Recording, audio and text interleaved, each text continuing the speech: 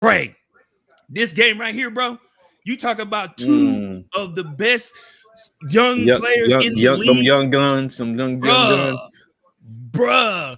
Gordon Hayward had 25 points for the Hornets, while Lonzo Ball only had 12. But the way LaMelo Ball had 12, but how you say his name? Kelly Oubre. That's the word. Man, 37 points. That boy could not miss. Kelly, look who we got. Look. We got Jay in the building. Jay just happened to pop up.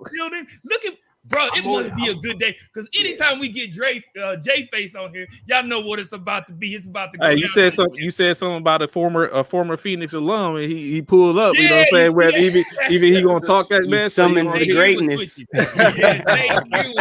Jay ear was twitching. Brian, what's good? Y'all talk to us. Brian, how you feeling? Jay, what's good with you? Well, I'm just chilling. I just swung by to say what up to you guys, because I'm about to be with Ray to do that whole other thing. Before you do that, Pride, big up. Pride got a big interview today, guys. Marvin Williams Sr. He has a new book that's coming out. He'll be talking about the book with Pride today. Big days, Veterans Day. He's a vet as well, a North Carolina alumni as well. So happy Veterans Day to all the vets out there, and check out Pride's interview. You know what I mean? Check out Pride's. No, your Thunder's coming later. This was just lightning. Let them know. I swung by because the thing is, I must be late. I swung by with sole intention of saying Happy Veterans Day to Bishop, because the thing is, Bishop, I'm losing him a little bit and sit with Trey, but I gotta start getting on the nice side a little bit. You feel me? Just a little bit, just to get a little something. But I just wanted to swing by to say that to you fellas. After the interview, I will be back, and when I be back, hear me. The shirt gonna be gone. It's gonna be straight soap. I just want y'all to know that. Real quick, so when is the what time? Tell us all about it. What time? When and find you? Well, the interview. So it's gonna be a pre-recorded thing. So it's gonna be me and Ray. So me and Ray, we're actually gonna end up doing it within because I actually have another streamer thing open. I see him right here. So in about we're gonna iron some things out, and then at about 10:30 is when it'll kind of go down, and then we're gonna give it to. I guess we have to give it to somebody so they can edit it and all that stuff. And then, as long as everything goes well within, I'm assuming, probably a week or something like that. It'll probably be aired next week, Monday or Tuesday, most likely. Be on the lookout. Okay. Yeah, definitely. We'll definitely have it in there. Check out ASAPSportsNetwork.com or, the Facebook page. We'll definitely have it up there for y'all. Yeah, okay. So I just wanted to swing by and say that. But like I said, in about 20, 30 minutes, I'll be back. So hold it down, fellas. We got you, Pride. Good luck on your interview. Have fun. All right, man. That was Pride. Like he said, like Jay said, man, make sure y'all listen up. Put your ears to the street, and to the streets, and be sure to listen out for that, because it is coming. That interview, you don't want to miss it. As y'all have heard, Pride, man, he's a great guy. All the people on here on ASAP Network, great individuals, man. They all have their own niche that makes them different from everyone else. And definitely jump in on that when you get an opportunity. Oh Lord. You see this dude, you already y'all know what's up. Y'all seen what happened. Bishop don't play Trayvon. Yes. One thing I need you to do, my fellow Laker brother. Keep him straight. Let this man, Bishop, come on this show and forget to mention our team. Jay, come on, man. First of all, Jay. that was the second. That was a primetime game. We start from the bottom and work our way up. So just wait your turn. That was the game of the night. That should have been the first game. No, I'll give you that. I'll give you that. It was an overtime victory. You guys had an overtime victory. But I'll tell you something. You keep coming on here with all this Lakers stuff. And the one thing I ain't heard is about my Phoenix Suns and a 6-game winning streak as the defending Western Conference champs. So when you come in here and spew that Lakerness, when you come in here and by default, say that. Hey, if the Lakers are you spewing your Laker gold in here, and then you're gonna say that the Suns was by default? If he was healthy, it would have been a whole different situation. You know that, Jay. Be real, you know that. On paper, you got the 2018 All-Star game. Hey, and you still lose it. I just don't get it. Losing. We're above 500, sir. What are you talking about? We're on a is that what the All-Star team is looking for? Above 500? We're a 2-game winning streak, Jay. You got to realize. 2-game winning streak. But my team's on default. We're gonna talk about a 2-game winning streak from an All-Star team, but we can't talk about my 6-game winning streak. My All-Star team not complete though. That's the thing. When we get back out, you need a complete All-Star team. My bad. Hold on. I forgot the adjective. A complete All-Star team. We need a complete All-Star team in order to talk about the 6-game winning streak. We still on the 2-game winning streak. We ain't gonna talk about the 6-game. We on the 2-game times 3. Okay. But like I said, with my 2 team, times 3 equals 6. We did this 2 times. Ariza, King James, be afraid. Be very afraid. I will give you this. No. I ain't gonna sit here and go ahead, Jay. Go ahead, Jay. No, go ahead, Bishop. No, all I was gonna say was I'm not gonna say that was the game of the night, man. I'm not gonna say that. Even though y'all went in the overtime, I'm not gonna say that, man. The Hornets game and the Grizzly games was way better game. I felt like, and so was the Bucks and the Knicks. Even though the score doesn't show that, I feel like those were better games. Just being honest, man. I know you're gonna say I'm hating on the Laker Nation. Like Jay say, man, y'all got an all-star team. Nobody wants to see all-star team play every single night. That's boring. It's boring. But you and be 500. They celebrate and be barely above 500. That part. Come on, man. But here's the thing, though. I will give you this, Freddie. Going into yesterday, when I woke up and I looked at the list for the day, that was the number one game on my list. And the reason being is you had Miami coming off of the emotional game in Denver with Morris and Jimmy Butler and all that. You know, that fostering over. Then you have LA, who to me is underachieving currently. And I think LA, and when I say underachieving, I'm talking about in basketball terms, because when you look at the gameplay, the eye test, LA is just getting their stuff together. They're just figuring out who needs to play with who. They're figuring out which lineups gel, and that's normal. They've gotten 8 new players on the roster. I mean, everybody expected this. No. I can say they are underachieving. No, they're definitely underachieving. Underachieving. They should be top 5 in the West. They should be minimum top 5 in the West at all times. Every team is still figuring it out. They just have more additions. Not every team, no. No, it's the beginning of the year. Every team is figuring it out. They just have more additions. That Phoenix Suns team's not figuring things out. Yes, they are. They have. You don't watch them. No, you don't watch them. They're figuring it out. They're trying to figure out Nader. Where Nader's going to fit. They figured it out. That's scary for y'all. We're on a 6-game winning streak and we're still figuring it out. No, it's scary for Phoenix Suns because if you still figuring it out, you couldn't figure it out last year. That's the problem. No, let me explain this to you. DeAndre Ayton's not playing. He's hurt. He's not playing. We have Frank Kaminsky, our backup, and JaVale McGee playing starting minutes. We have Nader on the floor trying to figure out where he goes. We have Shamet, who has had a bad few games, but in the first couple games, Shamet was going off. So now we need to figure out what makes Shamet go. Now with all those things I just named, we are still on a 6-game winning streak. But they're still the same team other than JaVale McGee. So you guys they're not. Know these things. Nader came in late. He was a playoff addition. Shamet came in late. We don't have Torrey Craig anymore, which is a huge loss. And that's one of our biggest issues right now is figuring out who is going to replace those minutes. Just like when you guys got Bazemore, and we were talking about the other day, Freddie, when we were talking about. But what you said was, here we go. But when you were talking about that, you were saying, well, I don't like you said Bazemore's trash. So when they come back, they should put Ariza or THC. So they should put one of them at the starting position. I will put Ariza back at the start position once he's healthy. I will do that. I would prefer him over Bazemore once he gets back. Once he's healthy, I'll put Ariza now. But that's the point that I'm making. When you lose, when you gain new pieces, you have to place them. You have to let them. But you can't just say, I'm going to give you 5 minutes. I'm going to give you 2 games. You got to give them enough time to adapt to whom they're on the floor with. It's hard to play Russell. Time, Jay. Who? Kent Bazemore. Who are you talking about? Oh, I'm not talking about Bazemore. I was using it as an example, but I'm just saying in general. When I look at my sons, y'all see his haircut? Go look on his Facebook. Yes, that dude got that haircut. Fire. Coach, I see you.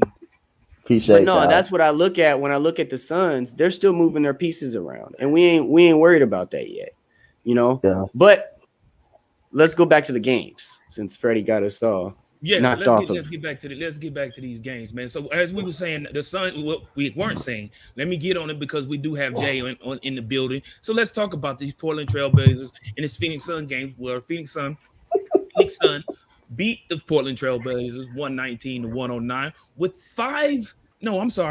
6 starters in double digits for the Sun. Bridges had 10.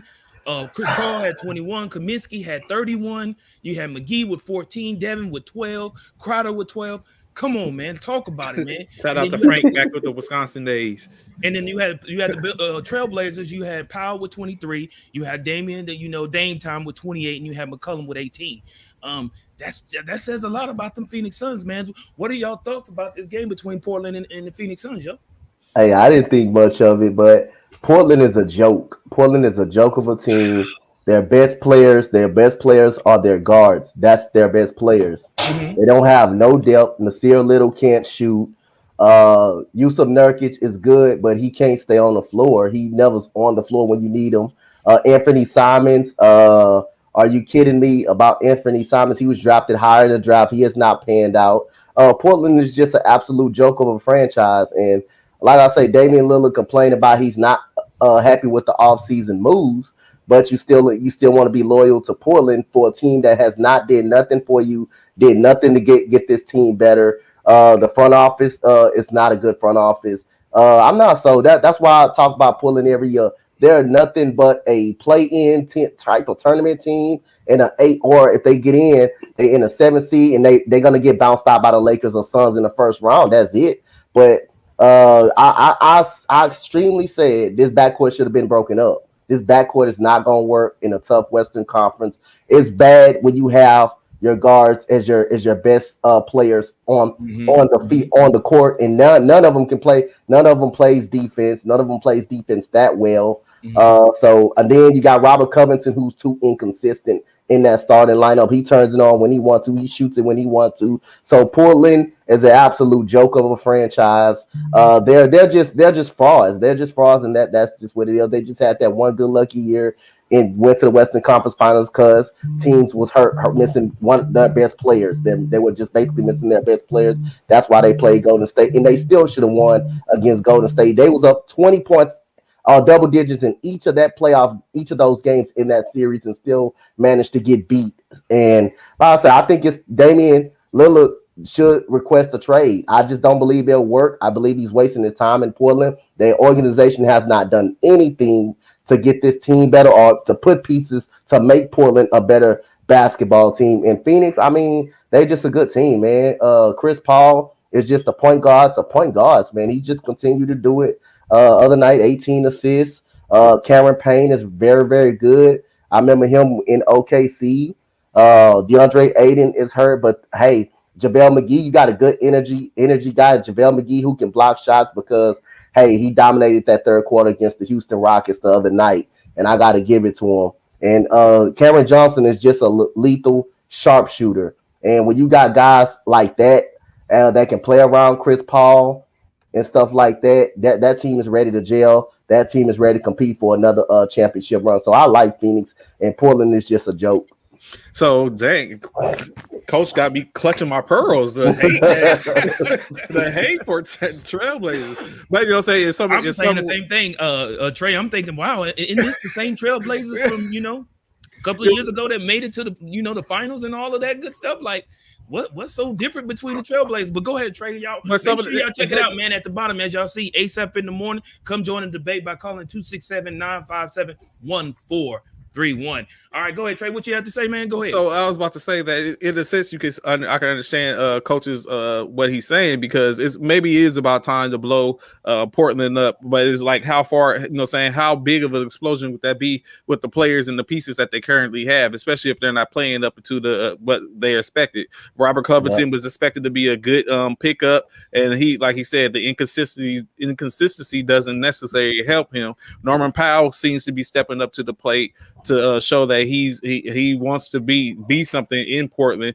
The Dame, I know I see recently, I didn't get a chance to finish reading the article, but recently he has been complaining more so about the officiating than he is about the fact that they didn't put no real big pieces around him. When you go into when you start looking at Phoenix, it's just like we were just talking about. For the most part, Phoenix is the team that they were yesterday, but you added Nader. You basically added Nader and Shamet and Shamit, and now in McGee as particular backups to what they already had. You still have you got Cameron Johnson, who continues to grow and becomes better. Cameron Payne, which is supposed to be a good backup or to who picked up the slack. So they still have somewhat of what they have as of yesterday. Is just a little less cumbersome on them to be able to get that chemistry, because they still have some of the same pieces. 31 from Frank Kaminsky. Like last year, we was just talking about how Frank Kaminsky wasn't really a capable backup for Aiden, in which they said that was some reason why they got bounced. Now Frank Kaminsky is probably coming more so into that limelight of showing that I can play in this league and do what I did when I was in college. So of course it was expected that the Trailblazers were going to lose to the Suns. I didn't think anything less. So I said they're going to get beat by Cleveland. I said they're going to get beat by Cleveland. They got beat by Cleveland. So this is my thing. So I'm gonna ask you. I'm gonna ask Jay this, because this is his team, the Suns. So is this the Suns, Jay, that you thought, or that you feel is the Suns of old, the Suns that you feel that can make another run to the playoffs? I know it's early, Jay. I get it. I know it's early, but what you've seen thus far, in what we about 10 games in already? 10 11. So with that, do you feel like the Suns are where they are right now, are headed in the right direction to be back in the finals? I mean, definitely. One thing that we got to understand here, and when we look at like the Lakers, and that's why I don't even really dig into what they deal with, going on right now, is because once you get to the playoffs is where that stuff matters. During this part right here, it's having guys like the Tank scoring 31 points in a game when he ain't supposed to. Those pieces are what propel you and get you the positions when you get into the playoffs. And then you got to have that second unit for the playoffs. You know what I mean? And we have that. We saw DeAndre Ayton step up last year and prove his numbers, become one of the most consistent players in the playoffs. You know what I mean? So then, but when I actually break down what's going on right now, and let's start with the Trailblazers, because Coach kind of laid it out very well. When we look at this situation, I'll use us as a reference. We had Gordon Dragic, we had Isaiah Thomas Jr., Eric Bledsoe, and Brandon Knight. Yeah. Okay. We had 4 freaking guards, premier guards at the time. And you can't say, oh well, he's trash. Oh well, no, he sucked. No, none of them sucked. None of them were trash, but they did not work together. They all split up and they performed. I'm going to tell you right now, I've said this for 5 straight years. I don't care what Portland does. As long as they have CJ and Dame on the same team, they won't go anywhere. Their ceiling has been met. Has been met. They have very good scoring, relationship and rapport with each other. They have zero defensive rapport with each other. It's sometimes it's comedic on the floor watching CJ chase people around that he has no business chasing around. CJ should not be chasing around DeMar DeRozan. CJ should not be chasing around Devin Booker. CJ should not be chasing around Kawhi Leonard or Paul George. Harden. He shouldn't be doing this. Absolutely. So now when you put Dame and CJ on the floor, Dame has to guard Trey. Dame has to guard Luka. Dame has to guard Chris Paul. He has to guard Westbrook. So that leaves CJ, no matter what happens, CJ is at a disadvantage as soon as he put the ball is tipped off. Right. And that's Portland's problem. Then they go out this offseason, let Carmelo go, and all you have is Covington. Who's inconsistent and who's basically hurt multiple times. But it's not Covington's fault. That's not Covington's fault. Because back in Houston, Covington had help, and he would slide over to small forward when there were bigger guys that he couldn't guard because they had PJ Tucker and Trevor Ariza. Facts. Okay.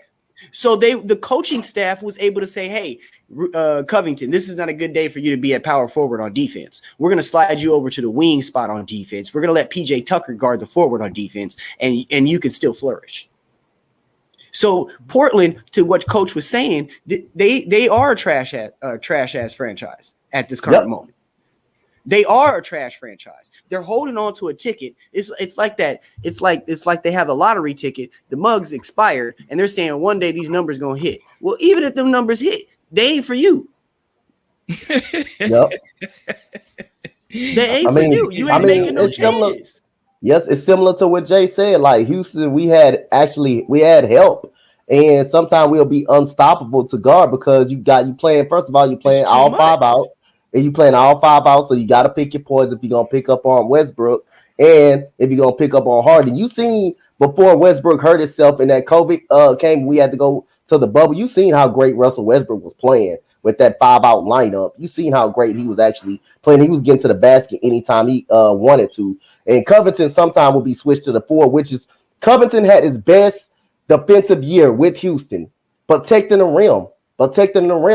So at the end of the day, Portland, you got 2 small guards. You got CJ, got to guard every best shooting guard in the league. He got to guard DeMar DeRozan. It doesn't get better for Dame because you got to guard some of those big old point guards in the NBA. You got to guard the top-notch point guards in the NBA. Then CJ got to run around screens. He got to get past screens and play guys like Klay Thompson, play guys like DeMar DeRozan, Zach LaVine. That's a tough matchup. And you don't at least got nobody on the floor that can say, hey, go hide. How about hide? Let's hide CJ. Let's at least hide CJ McCollum and let's switch somebody over here. You ain't try to go out there and get a defender. Get at least a lockdown, a perimeter defender that can take some of that burden off, leave CJ or Dave and say, hey, you go guard this guy. You go guard that guy. And let's hide CJ McCollum on a non-capable scorer like PJ Tucker. Let's hide him. But they had that guy. Isn't that why they brought in Larry Nance?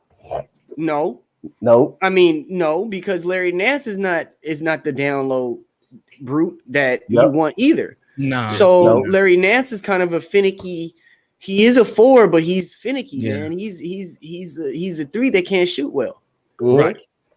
And you know what I mean? And he jumps out the gym. He's a weird player. He's an on-position player. He's positionless. Very unorthodox.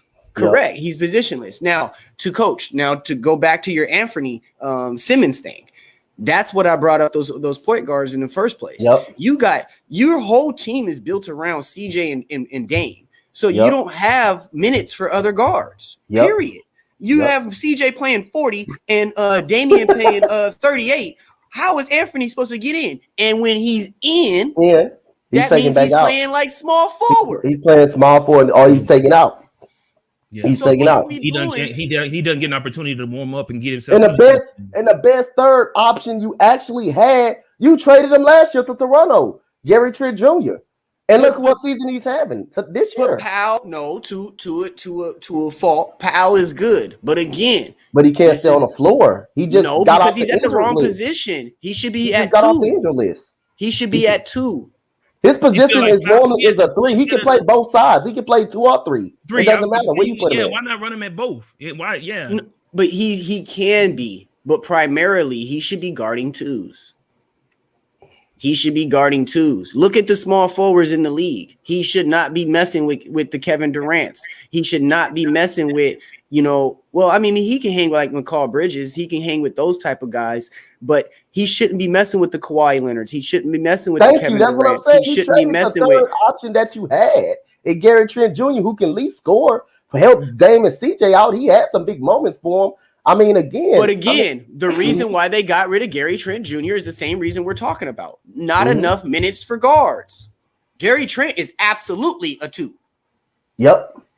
Absolutely. So again, now when you have Gary Trent and you have Dame and you have CJ on the floor, you don't have a small forward. Then you switch over to Covington, who is a small forward, and he's playing power forward. And that's why Nurkic has such a hard time staying on the floor, because they're asking him to do too much. Yep. Okay. I just don't understand it. And this dude up in the comments still talk about how we try to teach. We don't even be listening to what we say, because me and Coach is on the same wave. And he try to say we pinned against each other. I don't understand him. But anyway, but you know what I'm saying? That's the problem with Portland. Like you said, Coach, it's their inability to see the problem and find a correct solution. Yeah, they're shuffling around players, but they're shuffling around the wrong players. Disconnect this marriage with CJ and Dame, and disconnected before CJ ain't got no knees. So you feel like so basically, Jay, what you're saying is you feel as though it's the coaching. You feel like, and as well as the front office, it's the organization. Like it's the front office. It's not coaching. It's basically the front office. It's basically the front office. They ain't putting no pieces around these guys to help these guys. You ain't putting no perimeter defenders around these guys that can actually help these guys, or no bench. You ain't perform a bench or put a perimeter player around these guys to take some of that burden on defense around these guys. These guys got to guard the best 2 positions in the NBA, basically. Covington, McCollum, and Lillard take up probably 70% of most people's starting lineup as far as income, as far as salary. Facts. And that's a big, huge problem. And you know, the other thing is, you know, or actually, what were you going to ask me, Bishop? So with that being said, so do you looking at the Trailblazers? Are you saying that the Trailblazers, the way they are now and how they've been for the past few years with Dame and McCollum, are they the old Oklahoma City Thunder when they had all the big 3 out there with Harden, Westbrook, and Durant? In the way where they couldn't, you know, they have to move somebody, start moving pieces. No, because OKC was built different. OKC had positions and players in positions to help that team. You still had Reggie Jackson. You still had Serge Ibaka. You still had a good bench. You still had Kevin Durant and Russell Westbrook. And Adams came to replace that. You know what I'm saying? They kept putting people in place to try to help. Kevin Martin, you'll put Roberson, you'll put a capable defender out there around those 2, and they keep just coming. They had a great front office. The only thing that was bad that they traded James Harden, where they could have amnestied Kendrick Perkins for $5 million just to keep James Harden on that team. This is my thing, though, Coach Dante. This is my thing, though. I hear both you and Jay saying this about the Portland Trailblazers, but yet and still they made it to the finals with that team. So it's what the thing in regards to that. I hear what you're saying, but the team had to do well enough, because we all know they play a lot of basketball to make it to the finals, and to play that much basketball and make it with that team, it had to be some type of success in the game for that to happen. And agreed. Now this is going back to the original portion of your question: is it coaching? No, absolutely not. They've had a great coach. The coach has done exactly what he's supposed to do with the personnel that he's had, and he's put them in the best position to win. Now, also on that, please do not forget that Dame is one of the best players in the NBA. Absolutely. He is top. And at times, you can argue that Dame's played top 3 player in the NBA level. And especially that year they went to the finals. I can't Western Conference Finals, I can't look in the NBA that year and say 5 players were better than Dame, and especially in the playoffs. So there's 2 things here, and this is why I'm so upset. You know, because with the front office in Portland, you have arguably behind Steph Curry the best point guard of our era. And I don't put Chris Paul in this era. He's a little bit older. So I'm going to talk about the little, that age. Less time. Yeah, last time. Yeah, got correct. You got Steph, you got Kyrie, you got Dame, you got, man, after that, we start. It kind of falls. Yeah. It's a big jump. So some would say Kemba Walker. Some people would say that too. Cardiac Kemba. But once Kemba became once Kimba became, NBA Kimba, he wasn't he didn't hit that upper echelon that those three I just named did. Okay. And Steph has has championships. Facts. Kyrie has one. The Facts. only person that doesn't is Dame. And it ain't Dame's fault. It ain't Dame's fault. I like that. I like that, Jay. I like that. And, all right, man. Well, go ahead. Let's keep it moving. Let's get into this. So we all we talked on it briefly. I want to hear y'all's take on the two young studs out of one out of Charlotte, and of course the other one out of Memphis, and Melo, and of course that. I call him a bad man, but I don't want to use that word because I know somebody that uses that word too much in NFL football. So I'm gonna call him what I called him the other day. I called him the solution. The solution, and that's that man Ja Morant, bro. We had back in the day, right? And this came to me earlier today, right? And we all know the Hornets won 118-108 over Memphis, but everybody remember the answer, right? Yep. Mm-hmm. Answer. Everybody who's NBA know who the answer is. Can y'all safely say, or do y'all feel like Ja Morant? Again, we know it's early, but can he be considered the solution? Can Ja Morant be considered the solution? This young man is playing. If I don't know if y'all watched the game, but I did. This young man, the things that he's capable of doing on that court, bro, is phenomenal. It's phenomenal. Like, bro, like not taking nothing from Melo. Not whatsoever. Melo is a bad boy too. Don't get me wrong. And Oubre did his thing. He got 37 points for the Hornets. Got it. But that man, Ja, the solution, I just feel like it fits. Melo ain't touching what Ja does. I'm gonna tell you guys right now. This is MVP Derrick Rose. And I'll cross Jordan Allen Iverson had a baby. I like it. Like it. This is MVP Derrick Rose. And I'll cross Iverson had a baby. I'll cross Jordan's Iverson had a baby. I like it. Because he has the confidence of Allen Iverson. Because if you remember, back then, Allen Iverson didn't speak. Fearless. He got on the court and he did everything and walked off the court. And when I say everything, I mean everything. Yeah. So, you know what I'm saying? And then walked off the court. Allen Iverson didn't start talking stuff until 3 to 4 years into the NBA when people were just throwing stuff at him from every which way and he got tired of it. Right. Now, flip side, MVP Derrick Rose, the man that's running full speed and just would jump like he had a trampoline underneath him and just put you in the rim with him if you jump with him. And Ja can do all of that. And it's scary. How long before Ja is MVP? This year? How long? No, it's not. He ain't gonna win it this year. He ain't gonna win it this year. You talking about win it, or are you just Trey? Are you just talking about MVP caliber? Are you talking about how long before he's MVP? 5 years. Yeah, that's gonna be. LeBron got to be gone. Steph got to be gone. KD. No, KD can still be there because they hate on KD with the MVP races.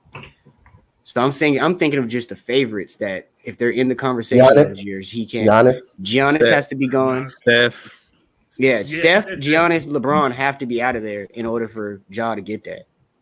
Mm-hmm. And it's unfortunate. It is because Jokic, he's had a few years. If you ask me, it took at least 2 to 3 years for them noticing that he was a triple-double monster, and he was the catalyst of what really made Denver go before. Really, I guess you say getting his flowers. So okay. But then, let me ask you this then. Let me ask y'all this then. Do you feel like, and we all know because of the Balls and the Balls' father, we know the Balls' name has been in the limelight well before the Balls even got into the NBA.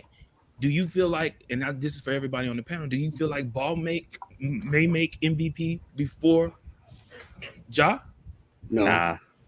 Even no matter how long it takes, do y'all feel like Ball could possibly make it MVP before Ball? I don't even think he's going to ever be an MVP. He's just going to be one of those players that's always talked about. That's going to be regarded as a great talent. Okay. Probably a greater talent than the older brother. So that's just going to be it. But I don't foresee. I mean, it's a little premature, but I don't right now. I mean, he's good. I mean, don't get it twisted, but I don't know if he's not caliber MVP. MVP good right now. Okay. Did Jason Kidd ever win an MVP or a superstar? No, I don't believe. No, I mean, I can name a few other point guards. It's a lot of people that haven't won MVP that we consider like probably should have. Yeah.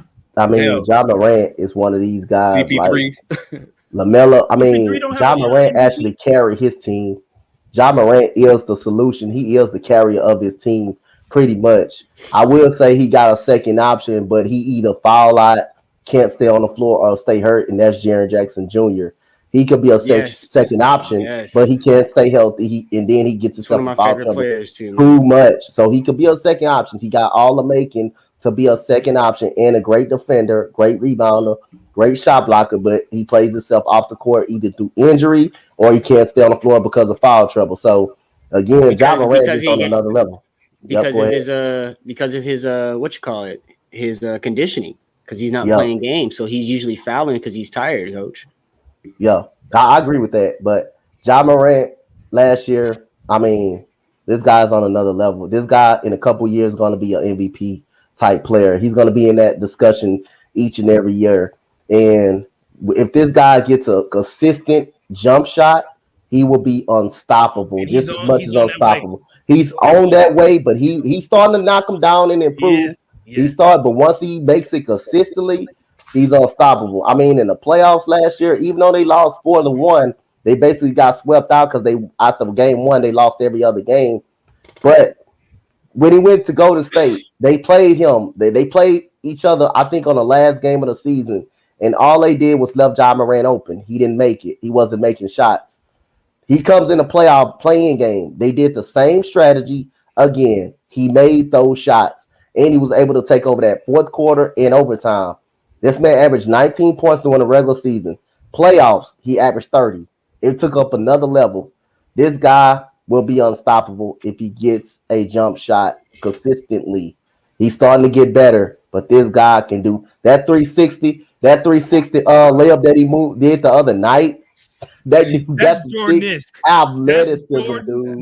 Man, bro. That's Jordan-esque right there. Man, that is sick, bro.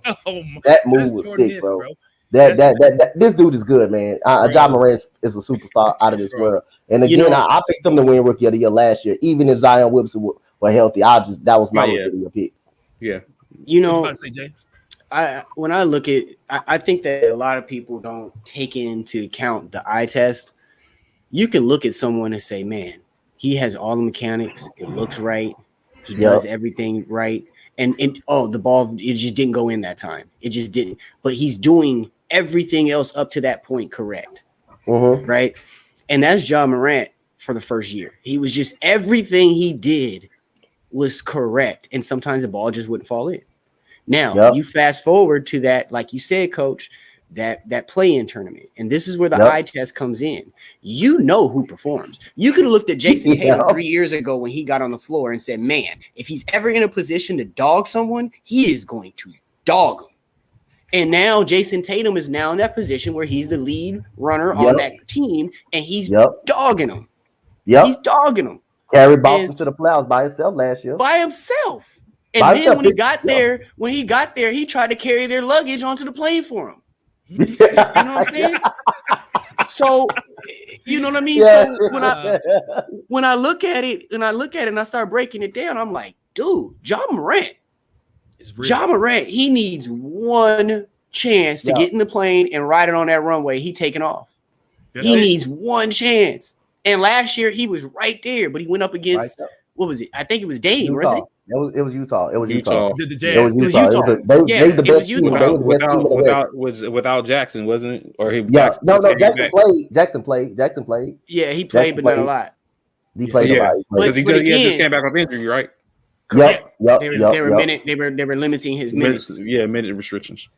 But again, he went up and he in that game. I thought if he makes it past Utah, watch out. Yep. Because he's on fire right now. And then that's another thing when I going back to not to, kill the dead horse, but Dame, when I watched Dame his whole career, I'm like, bro, if you give this man a chance, to dog. He's going to dog. And we've seen this before through Dame. And now I think Ja Morant is that next. And I just hope he doesn't get the Dame treatment, because he's on a franchise that we haven't seen, do stuff to, make those leaps. When they had Zach Randolph in them, they were stuck, and kind of like Portland was. Jay, this is a perfect example between Portland and the Grizzlies right now. Yeah. Ja Morant has Dylan Brooks, who can score 20 points and defend. And defend big point guards. And defend. You're smart, man. Two guards. That's what I wanted to bring up. Ja Morant has Dylan Brooks, who can drop you 20 points and defend the opposing team. Best player, no matter who it is. You also got Aaron Bain, not Aaron Bain, his name Desmond Bain. Desmond, also can shoot the lights out and defend. Jaren Jackson can shoot and defend.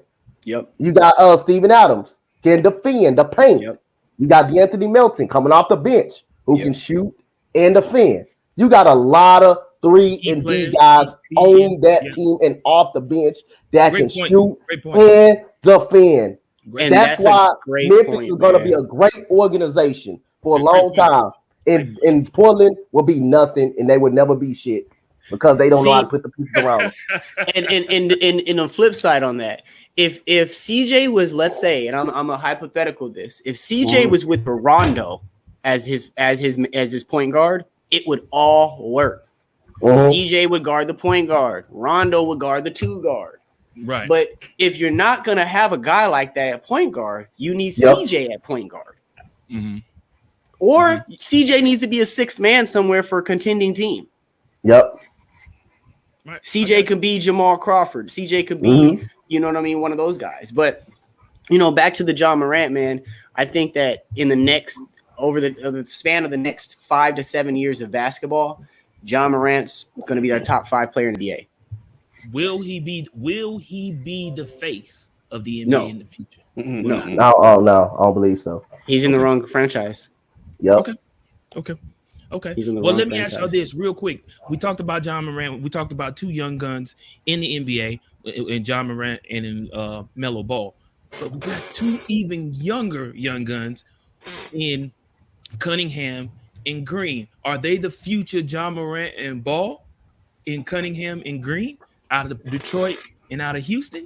And I know, Coach, you want to say, because that's your Rockets out there. Yeah, I mean, even though we stink right now, we suck. And last night was unfortunate, and I expressed all my feelings on that, on the page on how we played. Detroit out hustled us. We didn't have no guts, no balls. We got outplayed, literally. The defense played well, but when you're giving up second chance points, it's not helping at all. When you're getting out hustled, it's not helping. When you're throwing up shots like Christian Wood, 3 shots in a row that's haven't come close to the rim, that's not helping.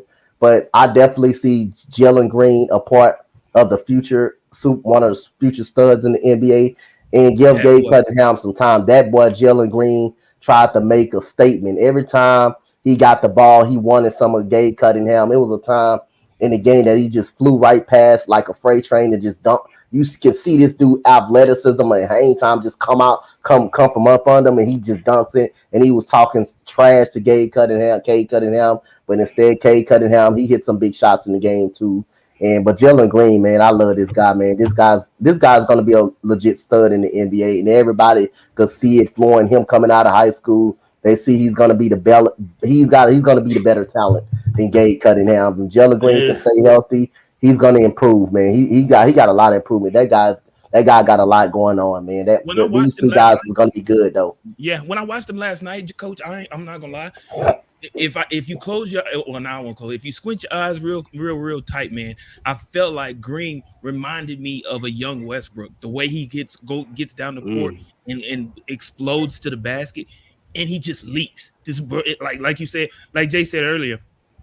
There's a springboard underneath the court. This man gets up man, it's amazing. And he's gonna have a better shot than Russell Westbrook, though. Better jump shot.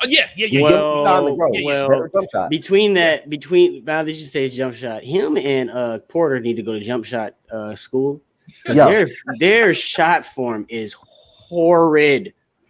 It is Porter bad. actually, yes, Porter had better actually have a shot form better than Green's, but I don't come on, man. No, Porter has to be Porter's shot is like what was old boy's name? He played shooting guard for the Pistons. Oh man. I can't get his name off the top of my head right now. You play for the Pistons now? A few years ago. Like the last 5 to 6 years. He was their sixth man for a few years. Prince? No, before Prince, right before Prince. Rodney Rip Hamilton? Rodney Stuckey? Rodney Stuckey. Yeah, Stuckey. Stuckey. Yeah. Stuckey had a horrible form straight up. But Stuckey off the dribble, if he got a lean to him or anything off the dribble, he had a perfect form. And that's the same thing I seen last night with Porter. Porter shoots a straight up shot. His form is horrid. Off the dribble, he like does this like weird lean, and it's like perfect. So, but I'll tell you, when I see Cade Cunningham, I'm gonna give you two names. And I think that he's gonna actually do what they were supposed to. Sean Livingston, Michael Carter Williams. But he's better. He's going to be better. He's way going to be better. He's going to be way better. Way better. Yeah, he's going to be way better. See, Sean Livingston was good. Sean Livingston was good, and he had that leg. Yeah.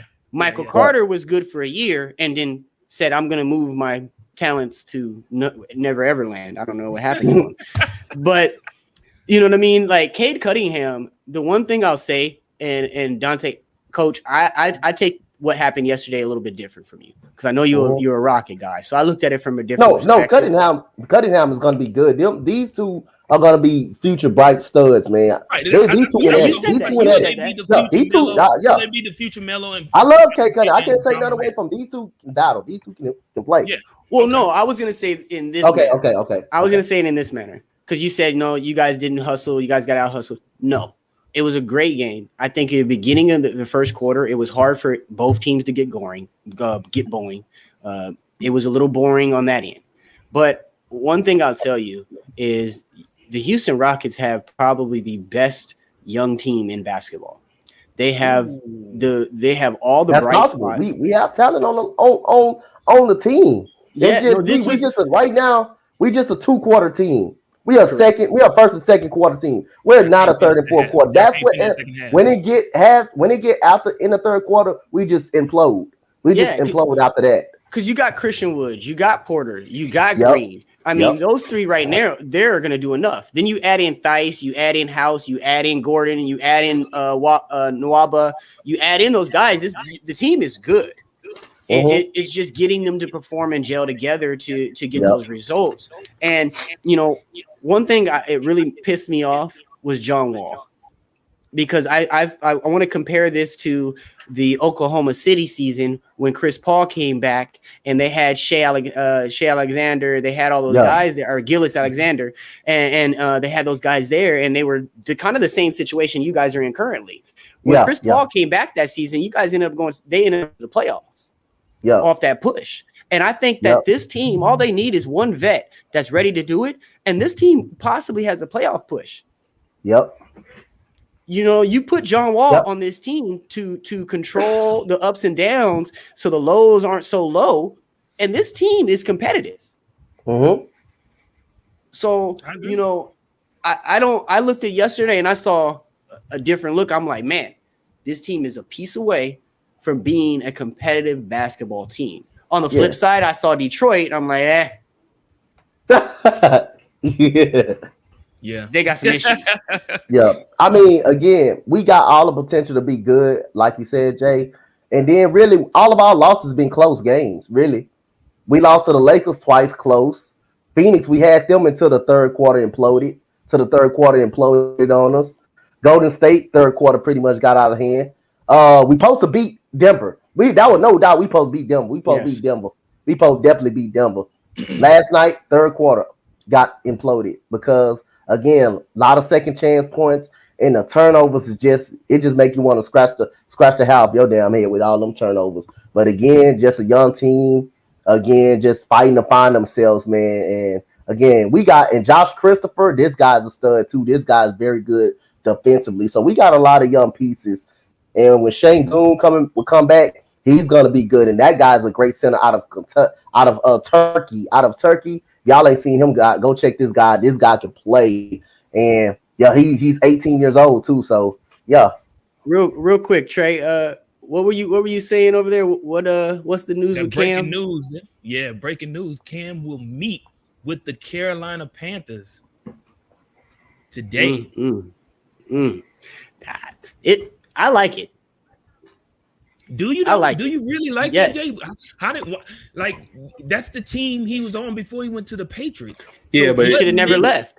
But he left while he was still under what's his name? Rivera, right? No, yeah. No. It was a mutual part. Yeah.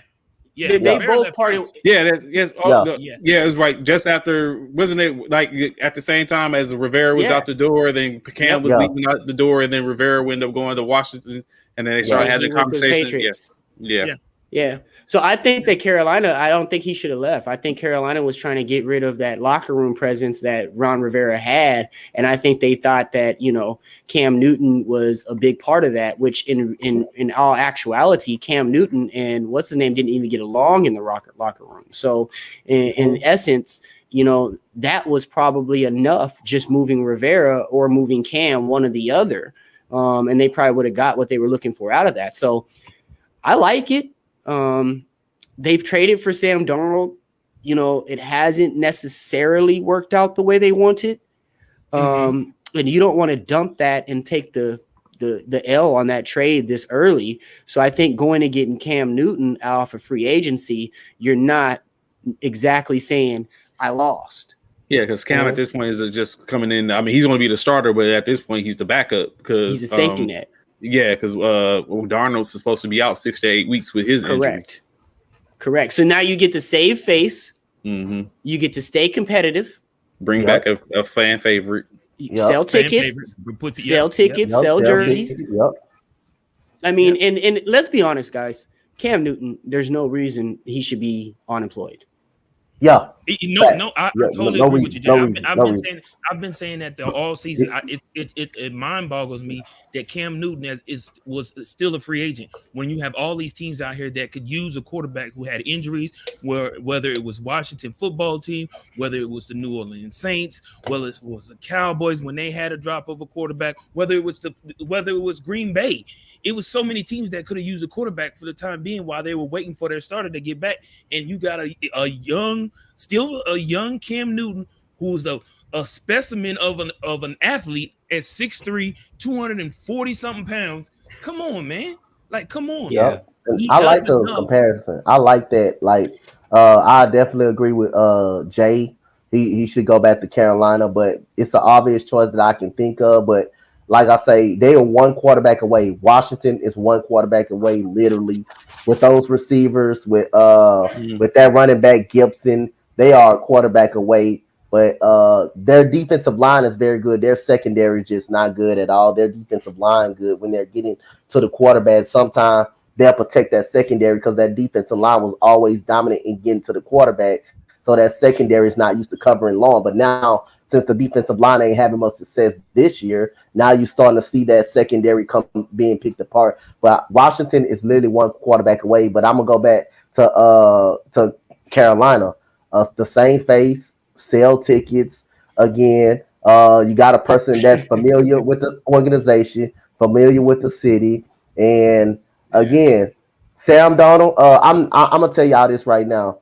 I gave him a pass because he was with a bad organization, a bad head coach with the New York Jets. So I gave him a pass. He did come out doing well this year. But now you seeing the Sam Darnold vote now.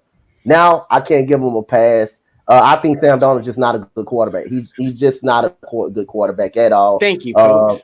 He's just not a good quarterback. He's not. That was him and the Jets. That was him and the Jets. I don't care what nobody says. He ain't that much better than Bud Sanchez. He's not a good quarterback. He had his opportunities.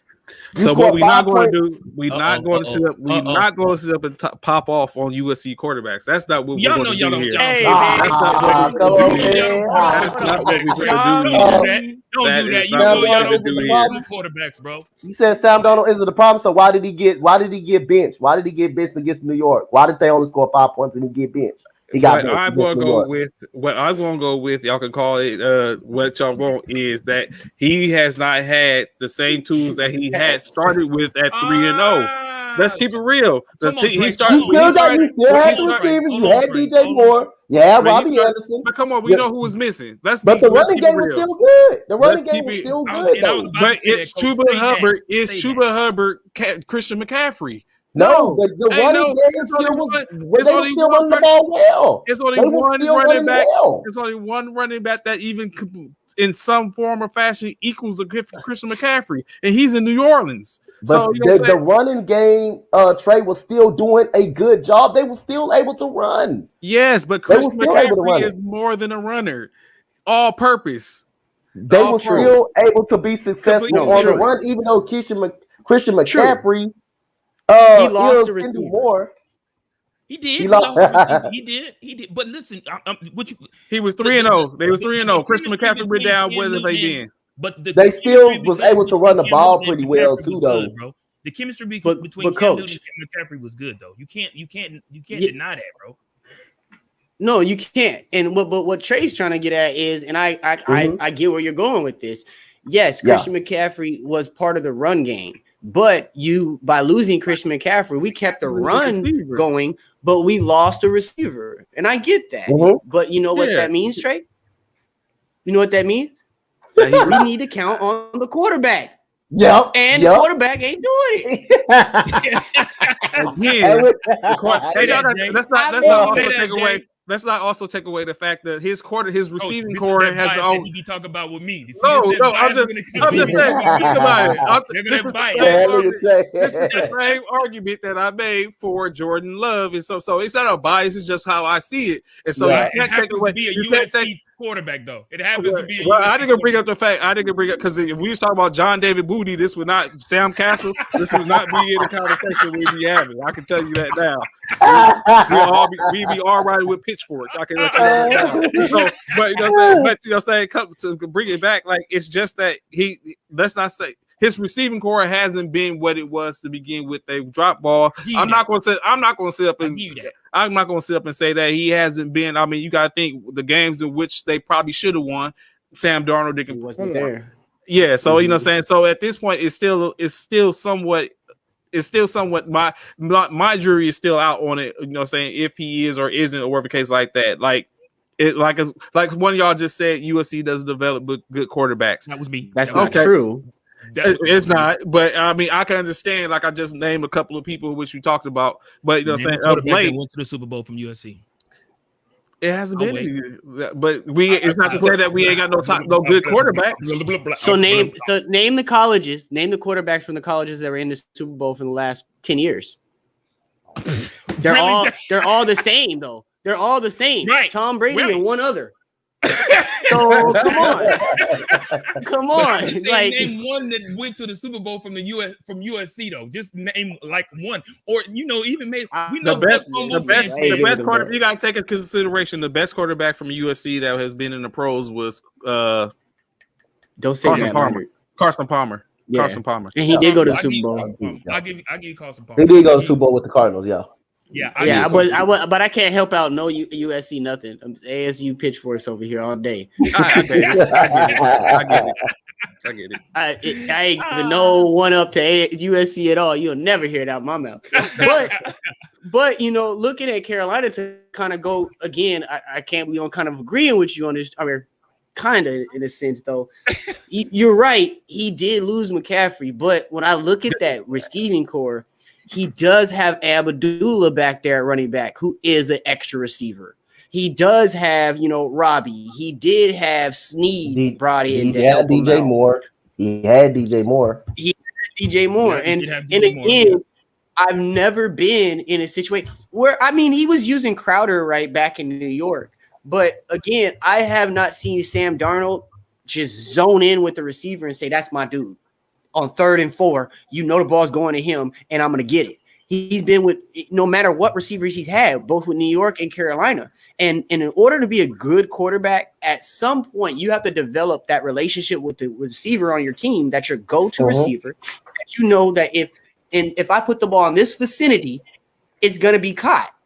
and he's never developed that. So there's two things there. One, your teammates don't believe in you, your receivers don't believe in you, so you can't develop that. Or two, you're not putting in that extra work that is needed as the leader of that team to develop that. So there's something going on with Sam Darnold. Yes, Trey, he did come from USC and he was performing there just like we seen with Matt Leinart. And I can identify what Matt Leinert's problem was: partying. Okay, so that was what Matt Leinert's issue was. He wasn't growing in his game because he was partying. So there's something with Sam Darnold that is limiting his growth. He has the tools in the tool bag. He just doesn't know how to pull them out the tool bag. And I think that's where his problem is. Thank you, Bobby. Thank you. You know, he's going to be a backup quarterback until he's going to be a backup quarterback until I think it has to be the tape room or something. Answer this question, y'all. Answer that question right there. What? If they get Cam, no, can't trade him away. This goes back to when we first started this. You traded for a quarterback that was questionable. You traded for a quarterback that was on his way out the NFL if you didn't trade for him. Facts. So 1 year, you're going to go ahead and trade. Like, no one's going to take him, first of all. But in 1 year, you're going to say, oh, man, I messed up this bad. We told you before. Yeah. Everybody told you. ESPN, every NFL team, they would have told you Sam Darnold's on his way out of the NFL. He was on the Blake Bortles. He was on the Blake Bortles track. Yep. Blake Bortles had that one good year. And after that, hey, he just fell off the face of the map. Just had that one good season. That was it. He was on the Blake Bortles track. So I don't think they trade him. So you don't trade him? You don't trade him? You don't get rid of him? You can't. Then you're saying that I messed up bad. No, I think you keep them both, and of course you go on the spring training with it, and find out. At most, what you're going to do, you're going to be able to see is if Sam Darnold still has anything, if Cam still has anything, and then of course the other one goes to backup, and you even have a capable backup, or you have some trade, or you have trade bait at the end of the day. Yeah. But the number one thing there, Trey, you save face.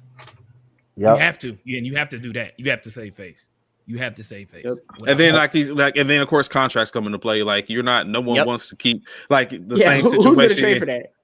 The same situation like was going on with Taysom Hill. Like Taysom Hill's being paid starter. Low level stuff. Yeah. Quarterback, low level starter, high level backup money, but he's really not either. So it's just one of those things. It's a business. You got to keep the business aspect prevalent. Now I'll put this at you, Trey.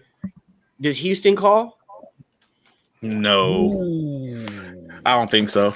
Good question. I don't think that's another team I felt this is why they don't call. Like Cam could have went to. True. I really thought Cam should. This is why I feel like, and then Coach, you let me know if you think the same thing. This is the reason why I think that Houston doesn't call, because Sam Darnold isn't your prototypical double dual threat quarterback, and that's currently what Houston is built on. So if they do that, then of course, of course, if they do that, they have to be able to.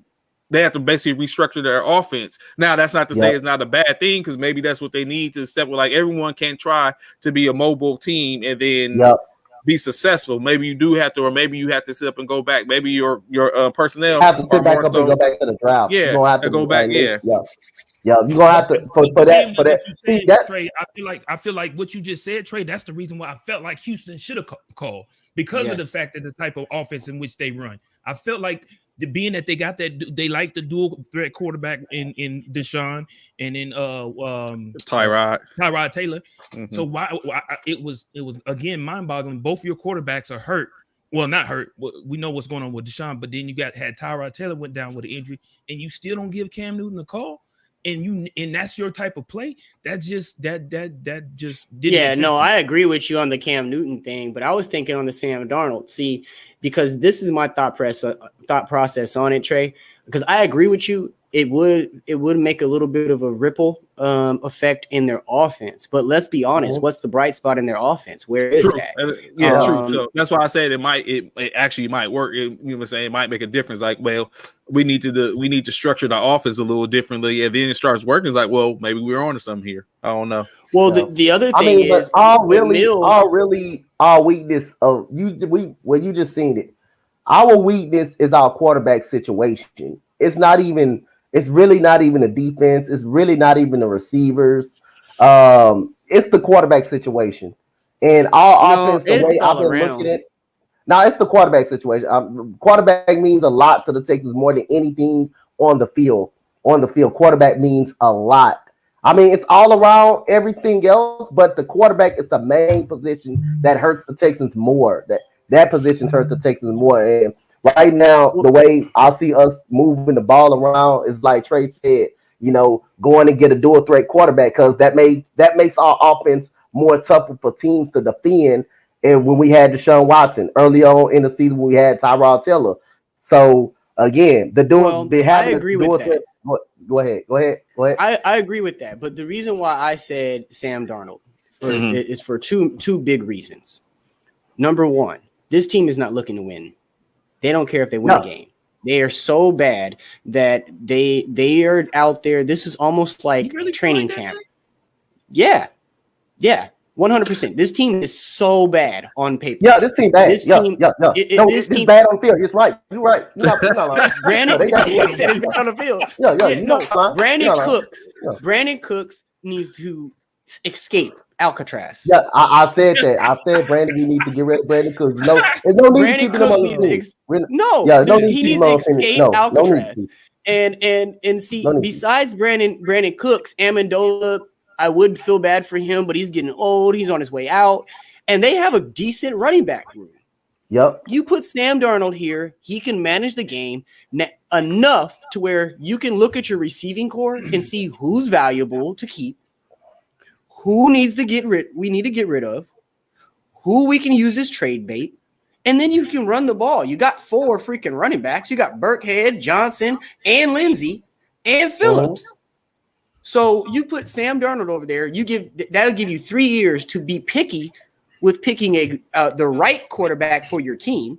Yep. So you don't have to go exactly next year and say, "Oh, first quarterback that comes available, we got to take him." Because I don't think next year's quarterback class or this upcoming quarterback class is going to be the one for them. I think it's going to be the following year. I mean, but if the Texans do see a quarterback that they want, just get them. But I prefer not in this draft. If they see it, correct, and they feel like they can develop that quarterback, then you pull the trigger. Because we heard. Coach, it depends on who the organization see. It depends on who they see, and I agree with everybody. It's not a strong quarterback class, but if you see one that you like, you just pull. You have to pull the plug, because that's the one position that hurts this team right now. Is the quarterback situation. Everything else Howell coming out this year.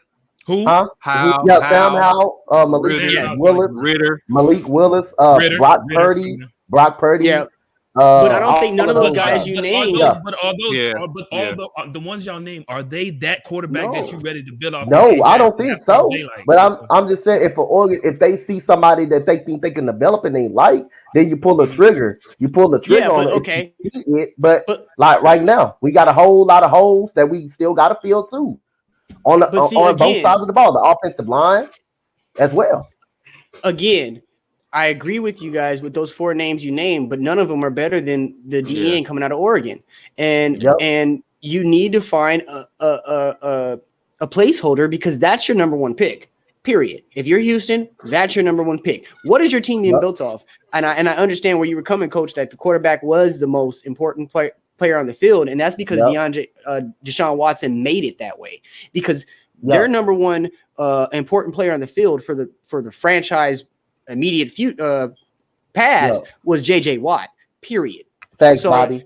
We need to get back to that. If I'm Houston, we need to get back to a defensive first minded team.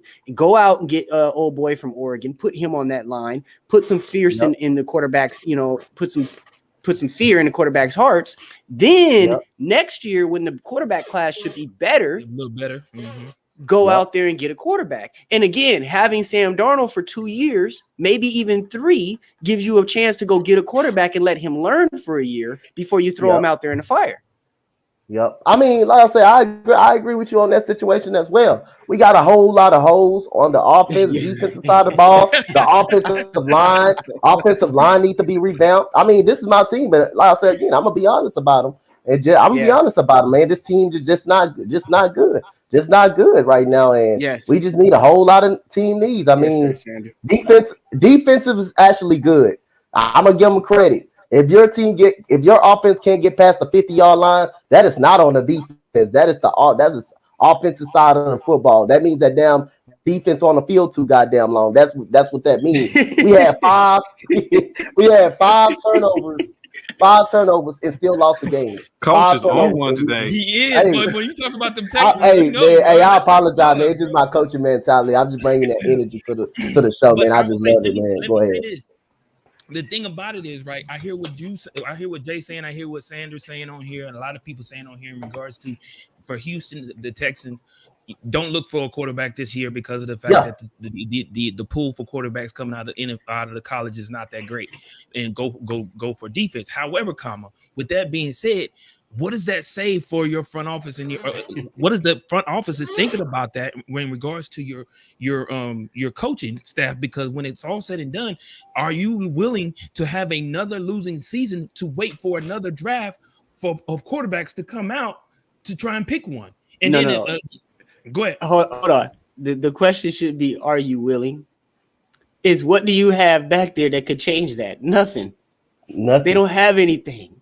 They don't have nothing that can change it, Bishop. And so when we look forward to it, it's like, are we looking for this magical miracle and we're just wishing upon a star and we're just hoping something changes overnight? Or are we going to be light or smart-minded and prepare a strategic plan over the next 2 to 3 years to be where we want? Because you know what I mean? If you don't face the facts now, you're just prolonging it. If they really think this team is one piece away, they're out of their mind. If they think this team is 2 pieces away, they're out of their mind. We have to start from scratch. Like Coach said, ain't nothing Coach said was wrong. They have holes in the offensive line. They have holes in the secondary. They have holes in the linebacker position. They have holes in the wide receiver position, which it's not huge holes because they do have a guy like Brandon Cooks on there. They got a couple tight ends that are workable pieces out there. Correct. Got Nico Collins, the running back room is nice. The big body. Yeah, the running back room is nice. You got Nico Collins who can emerge into that big time wide receiver. But we got other holes. We sucked in the secondary for years. We sucked in the goddamn secondary for years. For years we sucked in the secondary. Now, for years there's a guy we out sucked there on like the offensive line. Yep. There's a guy out there like Arnett that just got cut that's looking for a team, and I'm sorry, Houston, you gonna have a couple knuckleheads for a minute because you ain't got the ability to pick and choose. Beggars can't be picked. Beggars can't be choosers. Sometimes you gotta take that. You gotta take a flyer. Yep. Yeah, you gotta take we went out and got Alex Singleton. I mean not Singleton, but Eric Wilson as a linebacker. When I got him from Philadelphia. Yeah.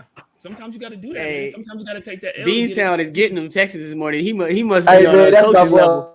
He drinking on the same stuff that Coach drinking on this morning. That's my boy, man. That's my boy Bobby, man. He gotta get me back on that show. He a Patriots and Boston fan, so yeah. Yes, sir. I like him. Oh yes, sir.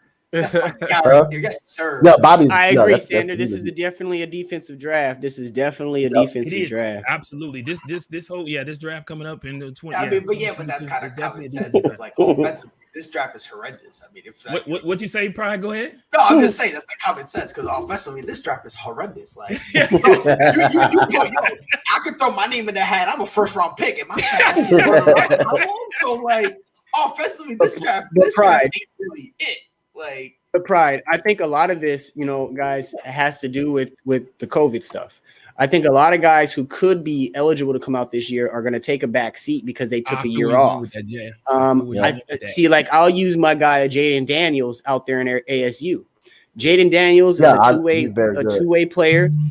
He's good on his feet. He's good with his arm. Last year, they play a total of 5 games his sophomore year. So that was supposed to be a really big year for him.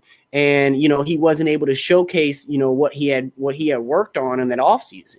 So you get 5 games, you come back this year. He's had a big year. He's gone over 6,000 total yards, both on the ground and in the air. You know what I mean? So when you look at that, and I'm using him as an example because he's about to go into his senior year, does he go to the NFL or does he stay a year? And then to me, he has to stay a year because he has not been able to showcase. But at the same time, the COVID thing also affected some defensive players, and there's still and it's not just quarterbacks. I'm just using this as an example. But there's a difference between the offense and the defense because one thing, correct, and one of the biggest things though, and I think this is the fear in any, especially college player, the fact that if you because of COVID, every college player that during the COVID crisis got that extra year of eligibility.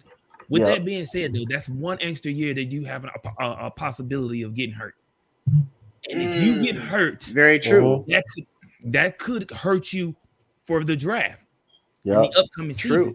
So that I think that plays a huge factor when it comes down to it because of the fact that no one wants to go and you can't foresee what may happen. And there's a lot of times when, it's be freak accidents, freak injuries that happen. And you just like, come on, man. When you knew, and I totally get what you're saying, Jay, in regards, because I feel the same way about Spencer Rattler. A lot of people think Spencer Rattler should come out this year and so forth. And so I feel like he's not ready. He's not ready. When he better not come out. He's definitely not that dude. He better not come out. Hold on. But here's the thing. Hold on. But here's the thing. He didn't use no tokens on that game. He better not come out. No, listen. Spencer Rattler, listen. We all agree Spencer Rattler's not ready. But you know who else wasn't ready and somehow was still snatched fast as shit? Trey Lance. Let's not fool ourselves to think Trey Lance is ready to be an NFL quarterback. Let's not fool ourselves. By the way, wait. Time out. This goes back to my thing, you guys. And you can say that about whatchamacallit too. Love. You can that's what I'm saying. But that's what I'm saying. But hold on, Pride. You just can't make that. I'm gonna let you go, but I'm just saying you can't just say because, like I said, I said this. I can't remember who I said this to, but I said there's always gonna be those 1 or 2 teams that are desperate and going to reach. And in terms of quarterbacks, this is gonna be the draft that somebody's gonna reach. You have to reach because they're desperate. You know what I mean? And they're gonna reach kind of like look, San Francisco was low key desperate because they don't believe in Jimmy G, which is why they went for Trey Lance. There's gonna be the Lion. But Trey Lance kind of was a good fit as well. It was like the perfect fit. Yeah. And also take in consideration. Take in consideration that San Francisco, true enough, they didn't want Jimmy G, but I think they was willing to let Trey Lance sit for 2 years behind Jimmy G, so that way he can develop. Because, like you said, I don't think as a 49ers fan, I don't think Trey Lance was necessary. I think he had the tangible and he had the skills, but not ready for prime time. Correct. But that's what I'm saying about Spencer Rattler. Somebody was like, that he's gonna be the best, but he's not. He still has ready. His draft, right? He's gonna work. Correct. But it's kind of like a lot of the quarterbacks that they're lately. They're gonna most of them have kind of need work. The only they're probably gonna be, in my opinion, I think there's 3 teams who is potentially gonna reach real bad.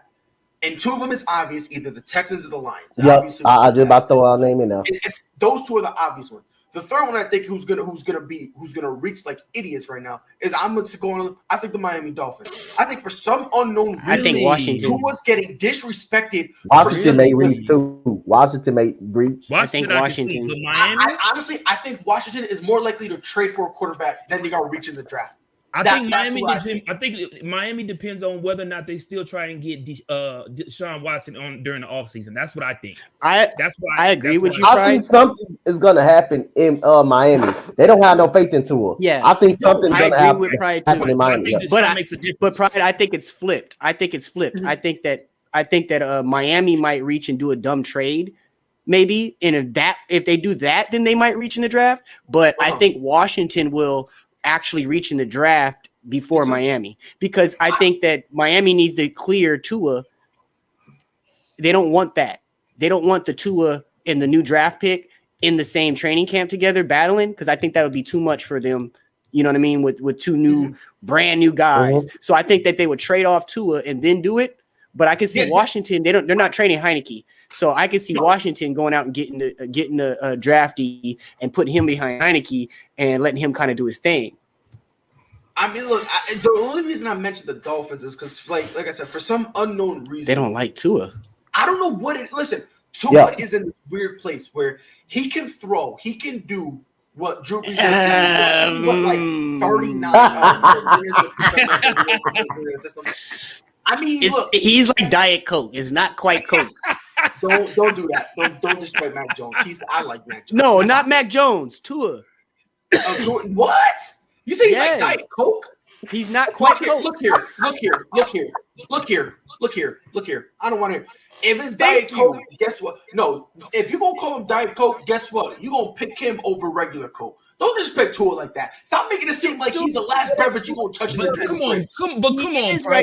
Tua's not proving anything, bro. He hasn't proved anything. Again, hold on, tell me. Okay, no, hold on. Okay, so I didn't even. Logic, hold on.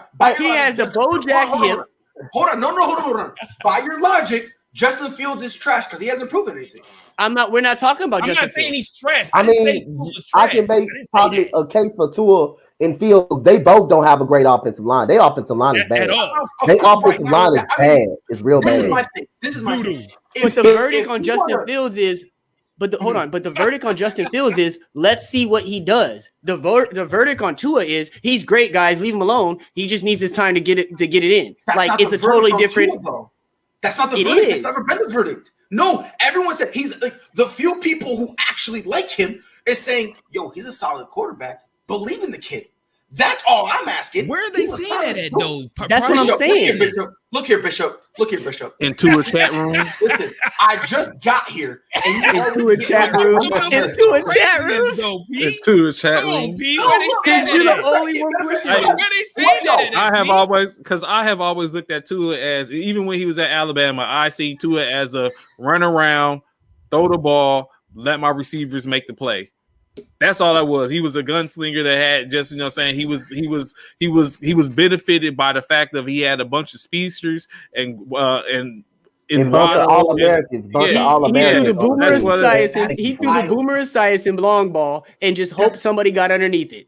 That's bugging. That's bugging because the thing is, y'all praise Aaron Rodgers for doing the same exact thing. No, we don't. Freddie plays it. Yeah, stop. Freddie prays it there. No. Y'all gonna make me scream that this kid. How many 300-yard games does Tua have? Stop playing with me. He's a solid. How many games of 25 completions does he have? Stop, Pride. How many times has he completed 25 passes in a game? I'm looking it up. You gotta look it up. You gotta look it up. Yeah, because a quarterback. No. My point is, Pride, you have to look it up because that's not something he does on a regular basis. He doesn't throw for 300. He doesn't throw 25 completions a game. He never has. He wasn't even doing that. He was barely doing that at Alabama. He was throwing big plays in Alabama. You say he never was throwing has? big plays in Alabama. Hold on, you say he never has? I'm not saying never, not the word never. Okay, so he what doesn't do that. What are you trying to say? I'm going to say it again. I'm going to say it again. Two quarterbacks, starting quarterbacks, 25 completions in a game should be an average day. You should be getting that on especially on a passing team. Week 1. You should be able to get that. Week 1. What? Hold on. Week 1, 27.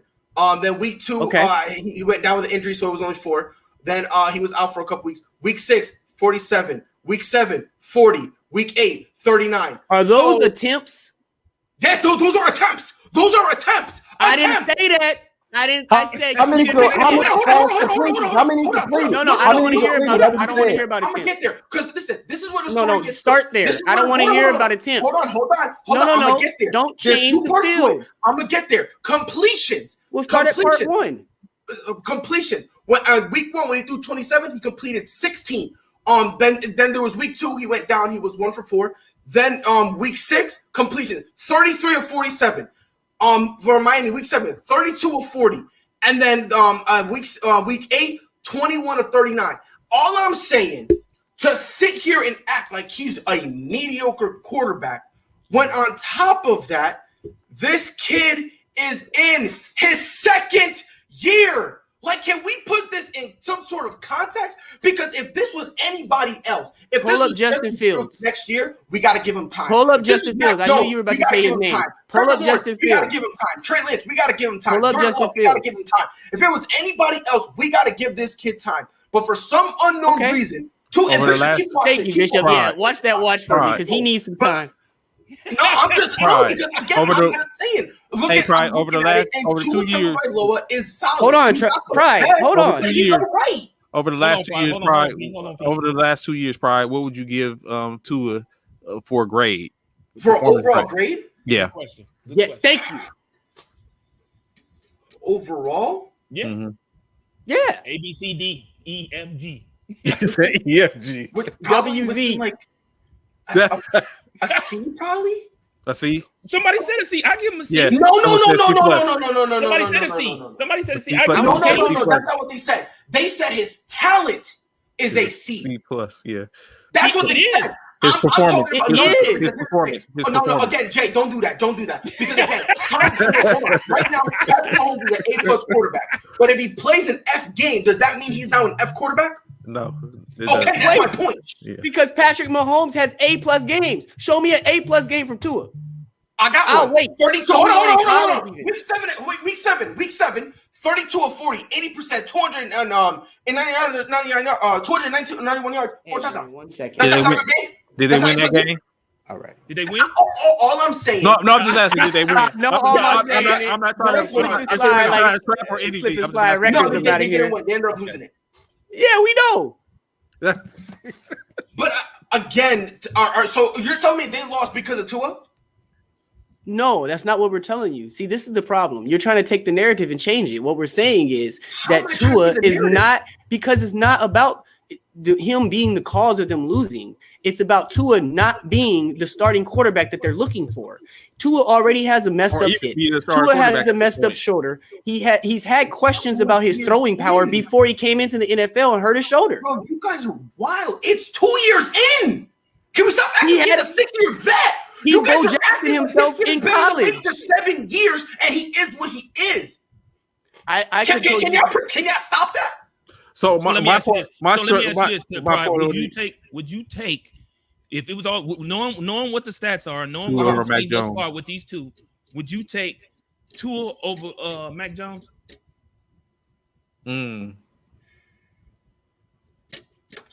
No, because I'm biased because I'm gonna be honest with you. I'm a New England Patriots fan. We could have a paralyzed Cam Newton, and I will scream that he's like a top quarterback. So I'm high key biased when it comes to that. But this is the thing, though, right? Being that you riding high on Tua, you are the GM. Listen, hold on. You're the GM for the Patriots. You have a chance to pick Matt Jones and Tua. Who are you picking? With what I know now? Yeah. I mean, I don't think it really matters. What? What do you mean? Hold on, time out, Bishop. Hold on, time out. You still got to use time out. Hold on, Bishop. Time out. Go ahead. What up, Spot? What up? I'm sorry that I'm here late. What up, Coach? Bro, you good? A lot of stuff had to go on this morning, but I'm here. My thing is, he doesn't suck. You know what I mean? If you want to call him solid or average, fine. But at the same time, there is almost like this narrative that Tua is what he is, and it's not like, and he won't get better. And I'm looking at it, I'm like, bro, this is a second-year dude. This really is. So, like, he does have some upside. He does have some potential. So to all of a sudden be like, yep, he's trash, is like bugging, because I'm looking at a kid who Tua's the only dude I know who go 30 for 40 or 32 for 40. That's 80%, right? 4 touchdowns. He's the only kid I know who, when they lose that game because the defense sold him, it's his fault. That's the only young kid I know. And if it was anybody else, they would say, you know what? He balled out, but the defense sold him. Like, Tua's in this weird place. And again, I'm not trying to make a case that Tua Tagovailoa is like a top-tier quarterback. I'm not trying to say he's top 10 at all. My thing is to say he sucks is completely absurd. I don't think we're saying he sucks, though, Prime. Yeah, so my point is, like you were saying. Hold on, but I'm saying he's average, and you guys are trying to literally crucify me So what I'm saying is, I just think I just think that Tua wasn't ready to be a starter, just right off the rip. That's what I'm thinking. I put him in the same boat as me too. I'm with Spotlight. I disagree with that because y'all gotta fail to realize this, right? Tua came into a Miami Dolphins team that never had an offensive line, that didn't even protect.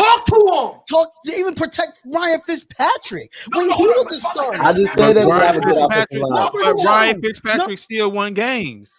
Ryan Fitzpatrick win games. He been on every 30. He been on every Ryan NFL Fitzpatrick team. Ryan Fitzpatrick was Ryan Fitzpatrick. Y'all not gonna sit here and act like he's a top tier quarterback. Ryan Fitzpatrick is like a third tier quarterback. There's a different spot. He was winning. What we're saying, but this is what I'm saying though. Look, what good running back that Tua had that he could dump it down to. Name one. You can, and then you had an inconsistent Devontae Parker that cannot stay on the field. You had a Will Fuller over there that could not stay on the field. Hold on, but y'all had a Kenny Stills. They had a Kenny Stills. Who was out there Kenny Stills is not good. Kenny Stills not that good. He's average. Kenny Stills is average. He's not that good, bro. I'm telling you. Kenny Stills, he's alright. He's not that good though. He's not that good. He was with Miami. He was alright in Miami. Hold on, hear me out. Kenny Stills was good. Don't do that. He was only good with New Orleans. He wasn't good nowhere else but New Orleans. Let's keep it a buck.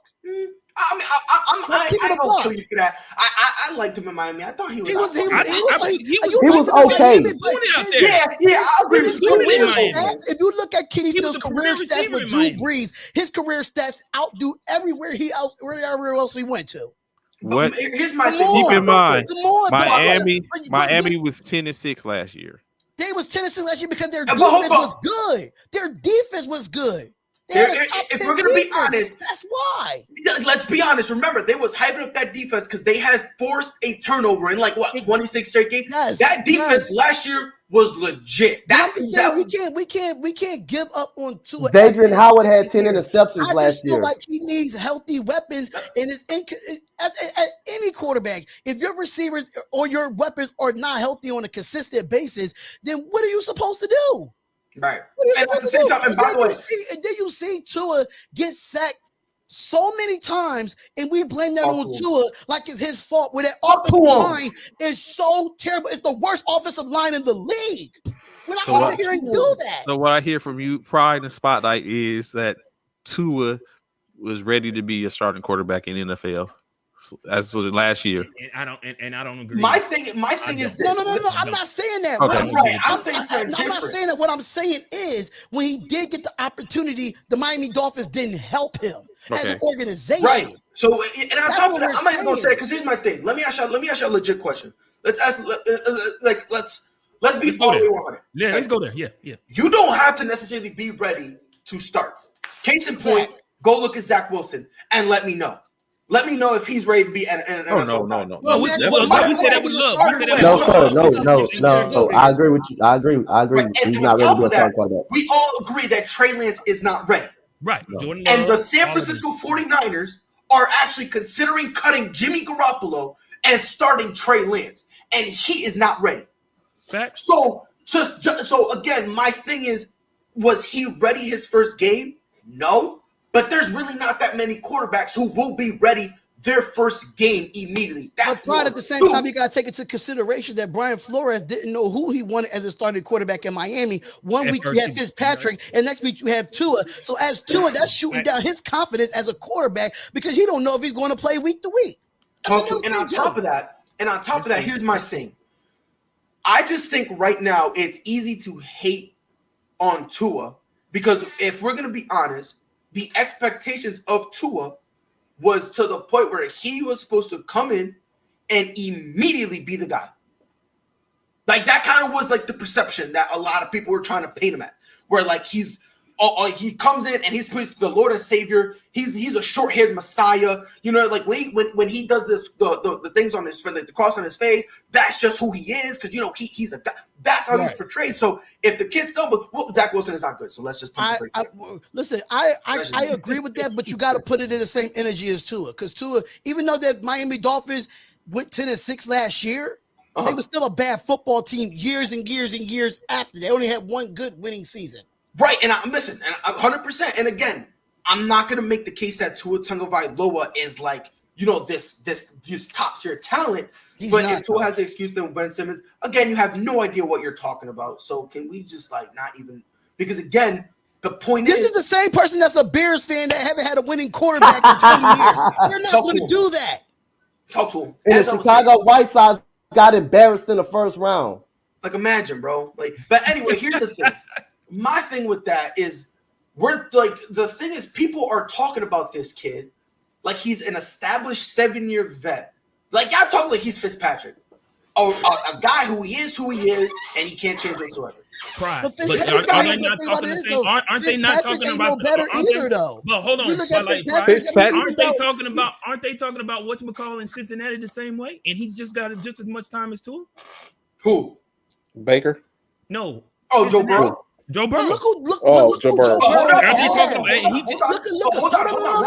on. Look what Joe Burrow has. They went out and got weapons for Joe Burrow. They have a Joe Mixon and a running back that could run for 1,000 yards. Yep. They have a Tyler Boyd that's very underrated in this that's very good. They addressed the offensive line in the offseason with the draft and free agency. So we're not going to sit here and do that. Joe Burrow has protection. He has a front four in a defense. He has a running back. He has a opportunity to be better than Tua. Bishop, let me ask you a question. Because you asked me a hypothetical. Let me ask you a hypothetical. And this right here, Bishop, our friendship is on the line. Oh my God! So you gotta answer correctly. So let me ask you a question, because you asked me hypothetically, who am I taking, Mac Jones or Tua Tagovailoa? I said it really won't matter. So since we're going that route, I would say we stay with Mac, right? Okay. Let me ask you a question. Are you gonna tell me with a straight face, if you put Tua in Cincy, he's not popping off? I'm asking for a friend. He is. No, he's not. I don't think he'll be good. He'll be straight. He'll be straight with a better offensive line and with a running back. As a former offensive coordinator and a former coach, your quarterback is just as good as your line. That is a fact. I agree with that, Spotlight. 100%. So with Joe Burrow having an offensive line, hold on, but this is the thing, though, Spotlight. Y'all not gonna sit here and act like Tua has missed some main targets while on the field. But every quarterback, every quarterback does it. Every quarterback does it. Every quarterback does it. Hold up, Bishop. I understand, but every quarterback, even from top to bottom, no matter if you're elite or not, we've seen every quarterback in this league miss wide open throws. Patrick Mahomes got 10 interceptions for every other quarterback, not just Tua. Patrick Mahomes got 10 interceptions this year. But nobody's talking about that. Yeah, he got 10 interceptions this year. We're talking about that now. But see, this is the thing. I get that. I can't with Trey. What Trey say? He said no one's talking about it. Like we're talking about it now. Nobody's talking about Patrick Mahomes with 10 interceptions in 10 weeks. 10 interceptions in 10 weeks. Come on. Got to keep the same energy. Let that be Tua. Let that be Tua. I just feel exactly my point. I'm just saying, listen, just saying for consistency's sake, if Tua Tagovailoa was doing that, he's getting released. And if you even say his word, you're a pariah. Let's just, if we're going to be honest, if we're going to have this conversation, let's have it. Because again, we're acting like this kid is a scrub. I'm not saying he's the best. But Bishop, I said he's solid, and you said no, he's not. What's below solid? I give him average, bro. I give him average. Average. I'm not giving him. Bro. No, matter of fact, from now on, I'm not even coming out. Yo, Freddie. Bishop, I got a question for you then. I got a question for you, Bishop. If Tua Tagovailoa is so average, you got to keep that same energy with Jalen Hurts. Keep that same energy. And I'll give Jalen Hurts average. I'll give him that. I'll give average as Tua. And then you never do that. And this is the thing, Spotlight. You have never said I've never put Jalen Hurts above average. I've never said he's not above average. He's just average. Just like he Tua. is. I give him that. He is. Once again, but isn't Jalen Hurts winning more games in Philadelphia than Tua is in Miami? I mean, again, Jalen Hurts. That he is winning more games in Philadelphia, but like I say again, Jalen Hurts still an average quarterback. He's an average quarterback. Even though you win a game, you still can be an average quarterback. We see that in the league. He's a game manager. He's a game manager at best. Jalen Hurts is actually a game manager. That doesn't mean he don't got the potential. He's like the same guy that don't mean he don't got the potential. That doesn't mean he don't got the potential. Don't address him. He's a guy that hasn't had a winning quarterback in 25 years. Say it. Go ahead, Pride. I just want to say real quick. I just want to So first of all, you meant he doesn't have weapons because that's kind of what we're saying. But the problem is where you're missing it. We gave Sam Darnold that excuse, you idiot. So again, you're bringing up the wrong name because we gave him that excuse. And we gave Sam Darnold that excuse. Hold on, but the thing with Zach Wilson is that if you watch him play, the kid's got the same IQ as me. This kid, when he's on the foot, Zach Wilson is good. Zach Wilson is good, but I'm not saying he's great. He's good. It's just that the Jets are terrible. That's what I said. That's why I gave Sam Darnold a pass the first year. And look how he turned out to be this year. I got one thing I can say about Alabama quarterbacks coming out. Jalen Hurts, Tua, and Mac Jones, they are all surviving because before those three, we could not find an Alabama quarterback on a football team. That part, Pride. We couldn't find one. So shout out to Jalen you know why you couldn't find him? Like USC quarterback. You know why you couldn't find him? USC quarterback. It comes down to what Coach said earlier when we was talking about it because they didn't have them all pro wide receivers. They was running back you. Yep. Now they have all pro wide receivers. And they had Najee Harris.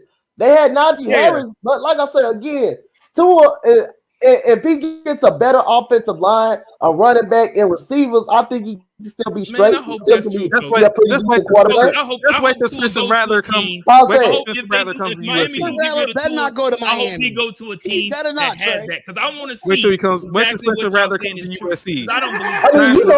Spencer Rattler. If I gave Sam Darnold pass and now, Spencer Rattler go to USC. He said Spencer Rattler. What? What you say? Wait till Spencer Rattler goes to USC. Man, go. He can go by. All I'm saying is this. Urban Meyer come home. He gonna look good over there in USC because y'all that conference is whack anyway. So he's gonna look good over there in USC. Oh, so the conference whack, right? The conference whack. Mm-hmm. Yeah. Where's OU and the CFP is where Oregon at? If this wasn't on the stand, I would drop the mic. You just made my point. Oregon is up there because y'all playing whack people in y'all conference. That's my whole point. That's why y'all up there. We're playing harder people and they got us down at 8. Get out of here.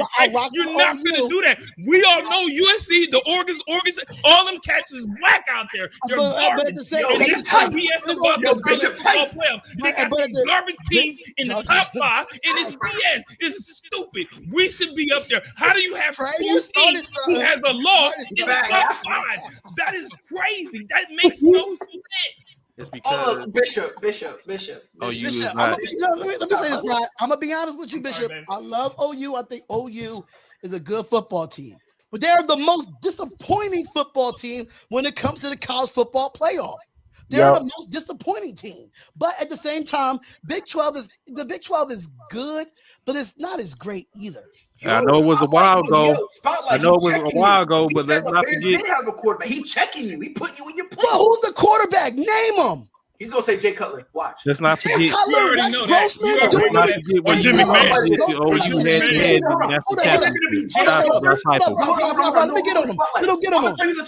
I'm gonna tell you the two. It's either gonna be Jay Cutler or Mitch Trubisky. That one year they went 12-4, and he's gonna negate the fact that he threw under. I think it was under 4,000 yards. Where is Mitchell Trubisky at now? Did they lose the first round? They went 12-4 and lost the first round, right?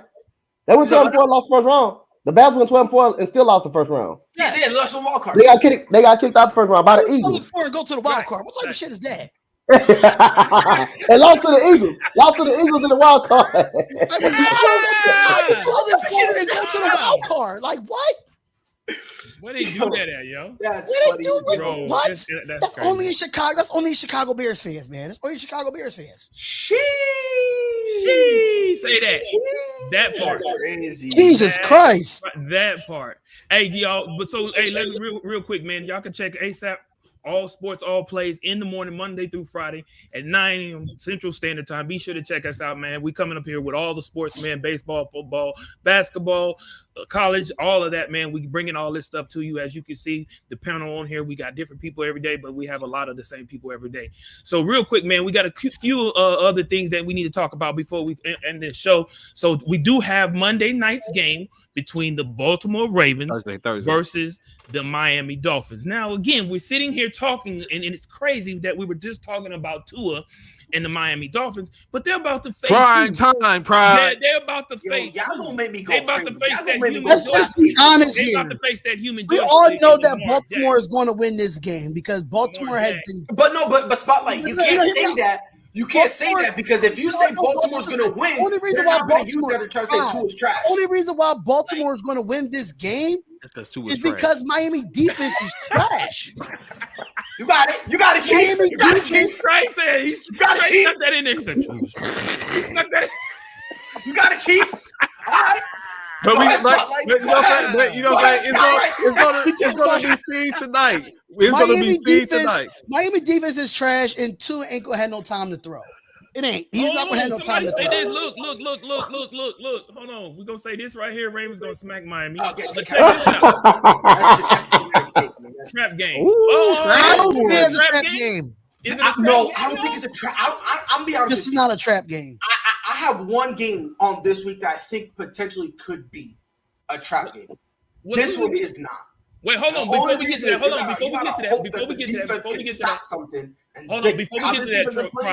we get to that, let me hear y'all picks for the night. Trey, like I said the Ravens because of their bad defense, and they have nothing to protect Tua. Lamar Jackson is going to throw for 300 yards in this game. That's my bold prediction. And shout out to Marquise Brown. Marquise Brown's going to go off against. This secondary. Xavier that might be bold. Ira Jones was supposed to be the guys for this defense, and they're not getting the job done. So yeah, I'm definitely taking Baltimore. I'm taking them 38-17. Okay. What you got, Trey? Who you got? You got the Ravens or you got the Dolphins? Let me hear. I got Baltimore, man. Like he was just saying, Lamar is going to go have a magnificent game. I see a huge Lamar Andrews connection, reminiscent of how. We're getting to that.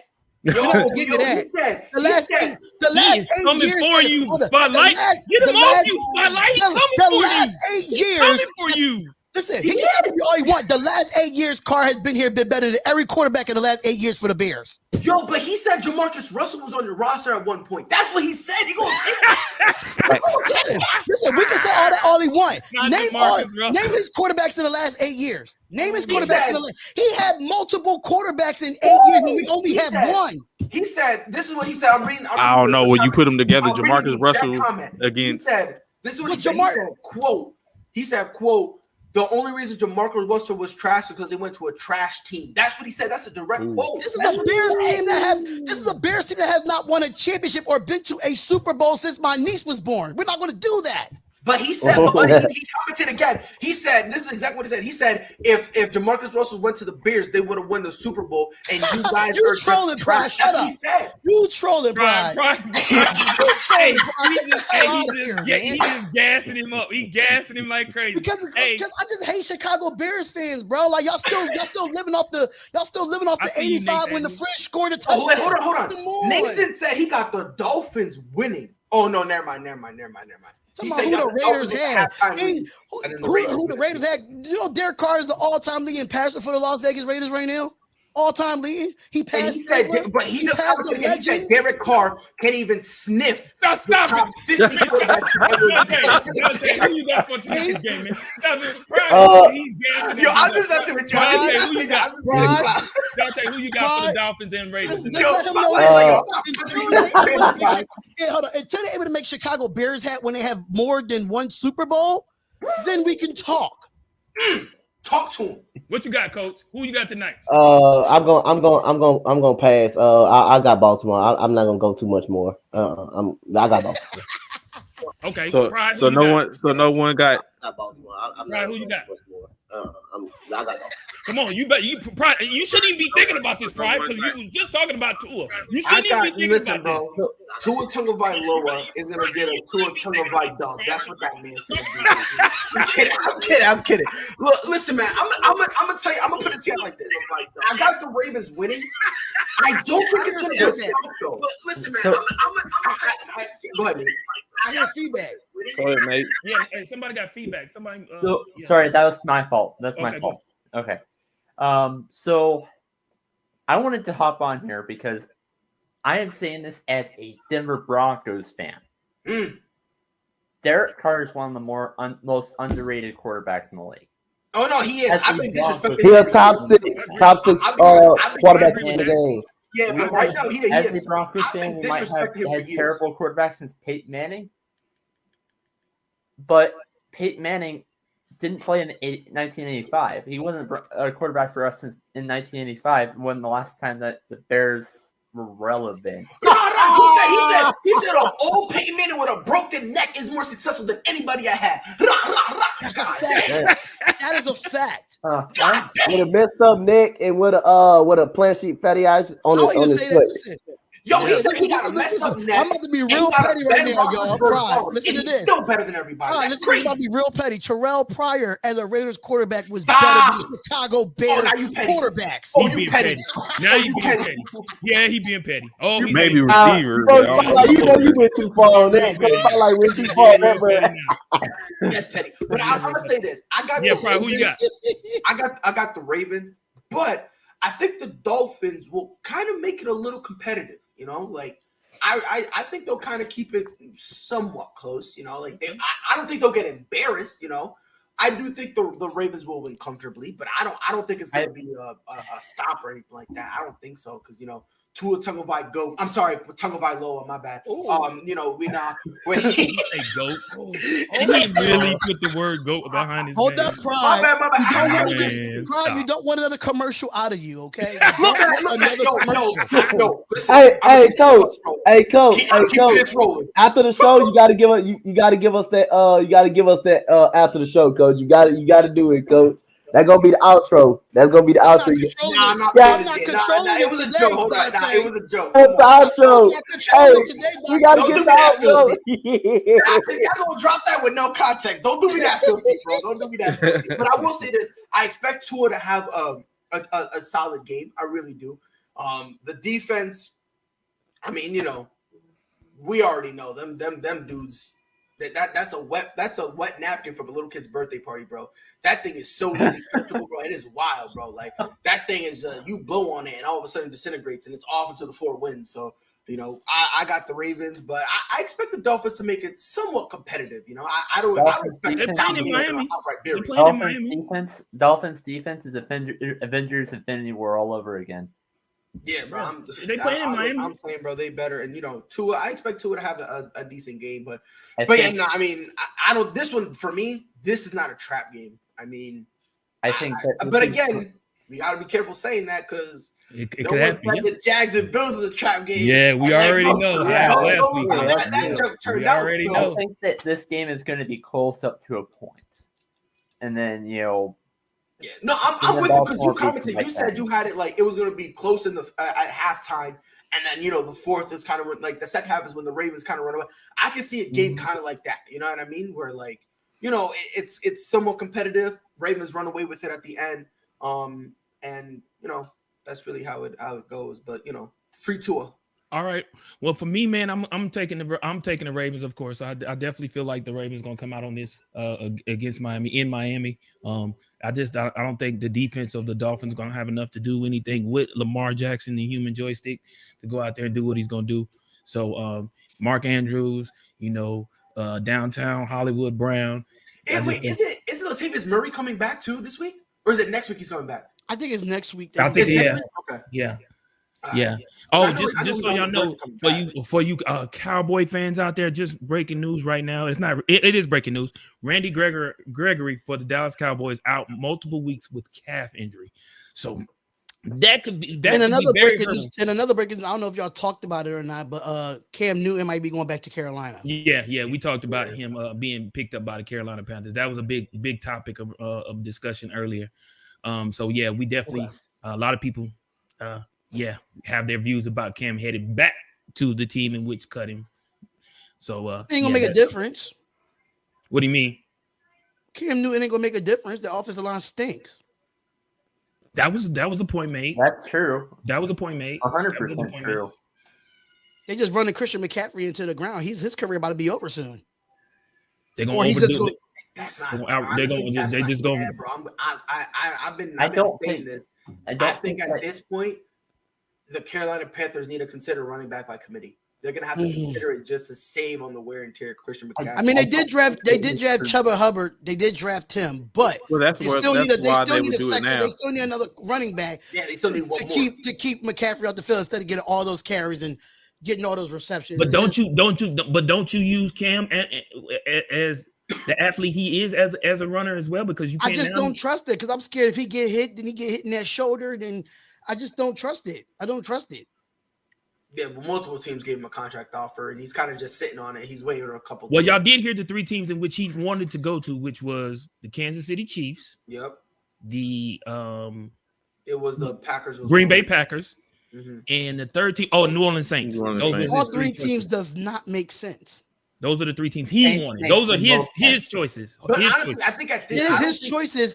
But he might just wipe the Saints out now because they have no money for him. They're broke. But no, that's true. But you gotta think he can sign, depending on where it is. He can sign for the minimum. Yeah, he can sign for the minimum. Even the Saints have the minimum because they so negative in the cap. They can't bring nobody in. Nah, they do. They have a minimum. Yeah, they have enough for a minimum. I hope they got like 400,000 or something, because the Saints is broke. Seriously.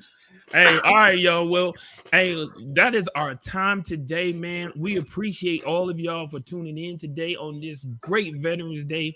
Well, today is being recognized by veterans, as you can see. We appreciate the veterans that sacrificed and gave the ultimate sacrifice as well. We thank each and every one of y'all that donned that uniform or that uniform for however many years you wore it. We greatly appreciate all the things you've done. And y'all go out there and enjoy y'all Veterans Day for those that are veterans, man, and support our veterans, man, in the best way y'all know how. With that being said, hey, excuse me, anybody got any closing remarks? Anyone? He's probably gonna drop where he's gonna go. Great morning, like always, man. Great topics, great morning, like always, man. With you guys, appreciate it's fun, man. Just go visit my uncle. For Veterans Day. He's been in the service for over 35 years, so I'm definitely going to go to visit him. So it's going to be one of those days for me. So that's what's up. Pride, what you got? A couple things. First, they think Odell's going to make his final choice Sunday night after all the games are done. That's okay. 1. 2. What does that sound like? He's going to the Chiefs, right? I mean, low key. Or he might be coming to the Raiders. I'm just saying, if he beat the Chiefs. That's what it's not like. I'm just saying, if we beat the bricks off the Chiefs that night, he said he's making the decision after all. That's what he's doing. That's what he's waiting on. I mean, I'm putting 2 and 2 together. I'm putting 2 and 2 together. I'm just gonna throw out a couple closing things, and please, nobody argue with me, because we're running low on time. We all know that, in terms of quarterbacks, the Chicago Bears just blow the Raiders clear out of the water. It's not even close. That's not even a conversation. So I just want to throw that out there. Jamarcus Russell is light years ahead of Derek Carr. I just want to close the show, Bishop. Betty. You know how to close the show with the outro? When he said Kobe Bryant underrated, I bet you won't play it as an outro, Bishop. When he said Kobe Bryant underrated, you got to end the show on that. I don't see that. I don't see that. Oh, videos. See, you lucky I'm not bad. I would have played it ASAP. Hey, we gotta play it. That gotta be the outro, bro.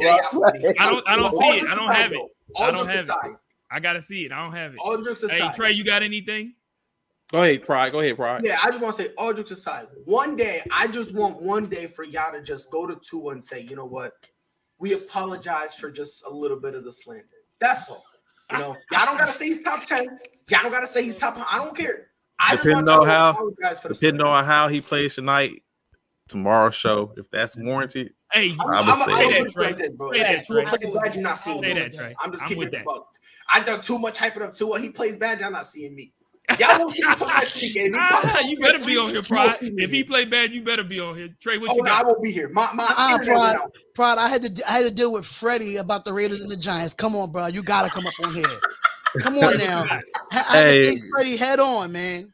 Greatly appreciate the show today. Be sure to come back, check us out. Y'all know we're here Monday through Fridays, 9 to 11 Central Standard Time. Y'all know what it is. I greatly appreciate, so make sure you say something to your local veterans or any veterans that you know. We did a lot.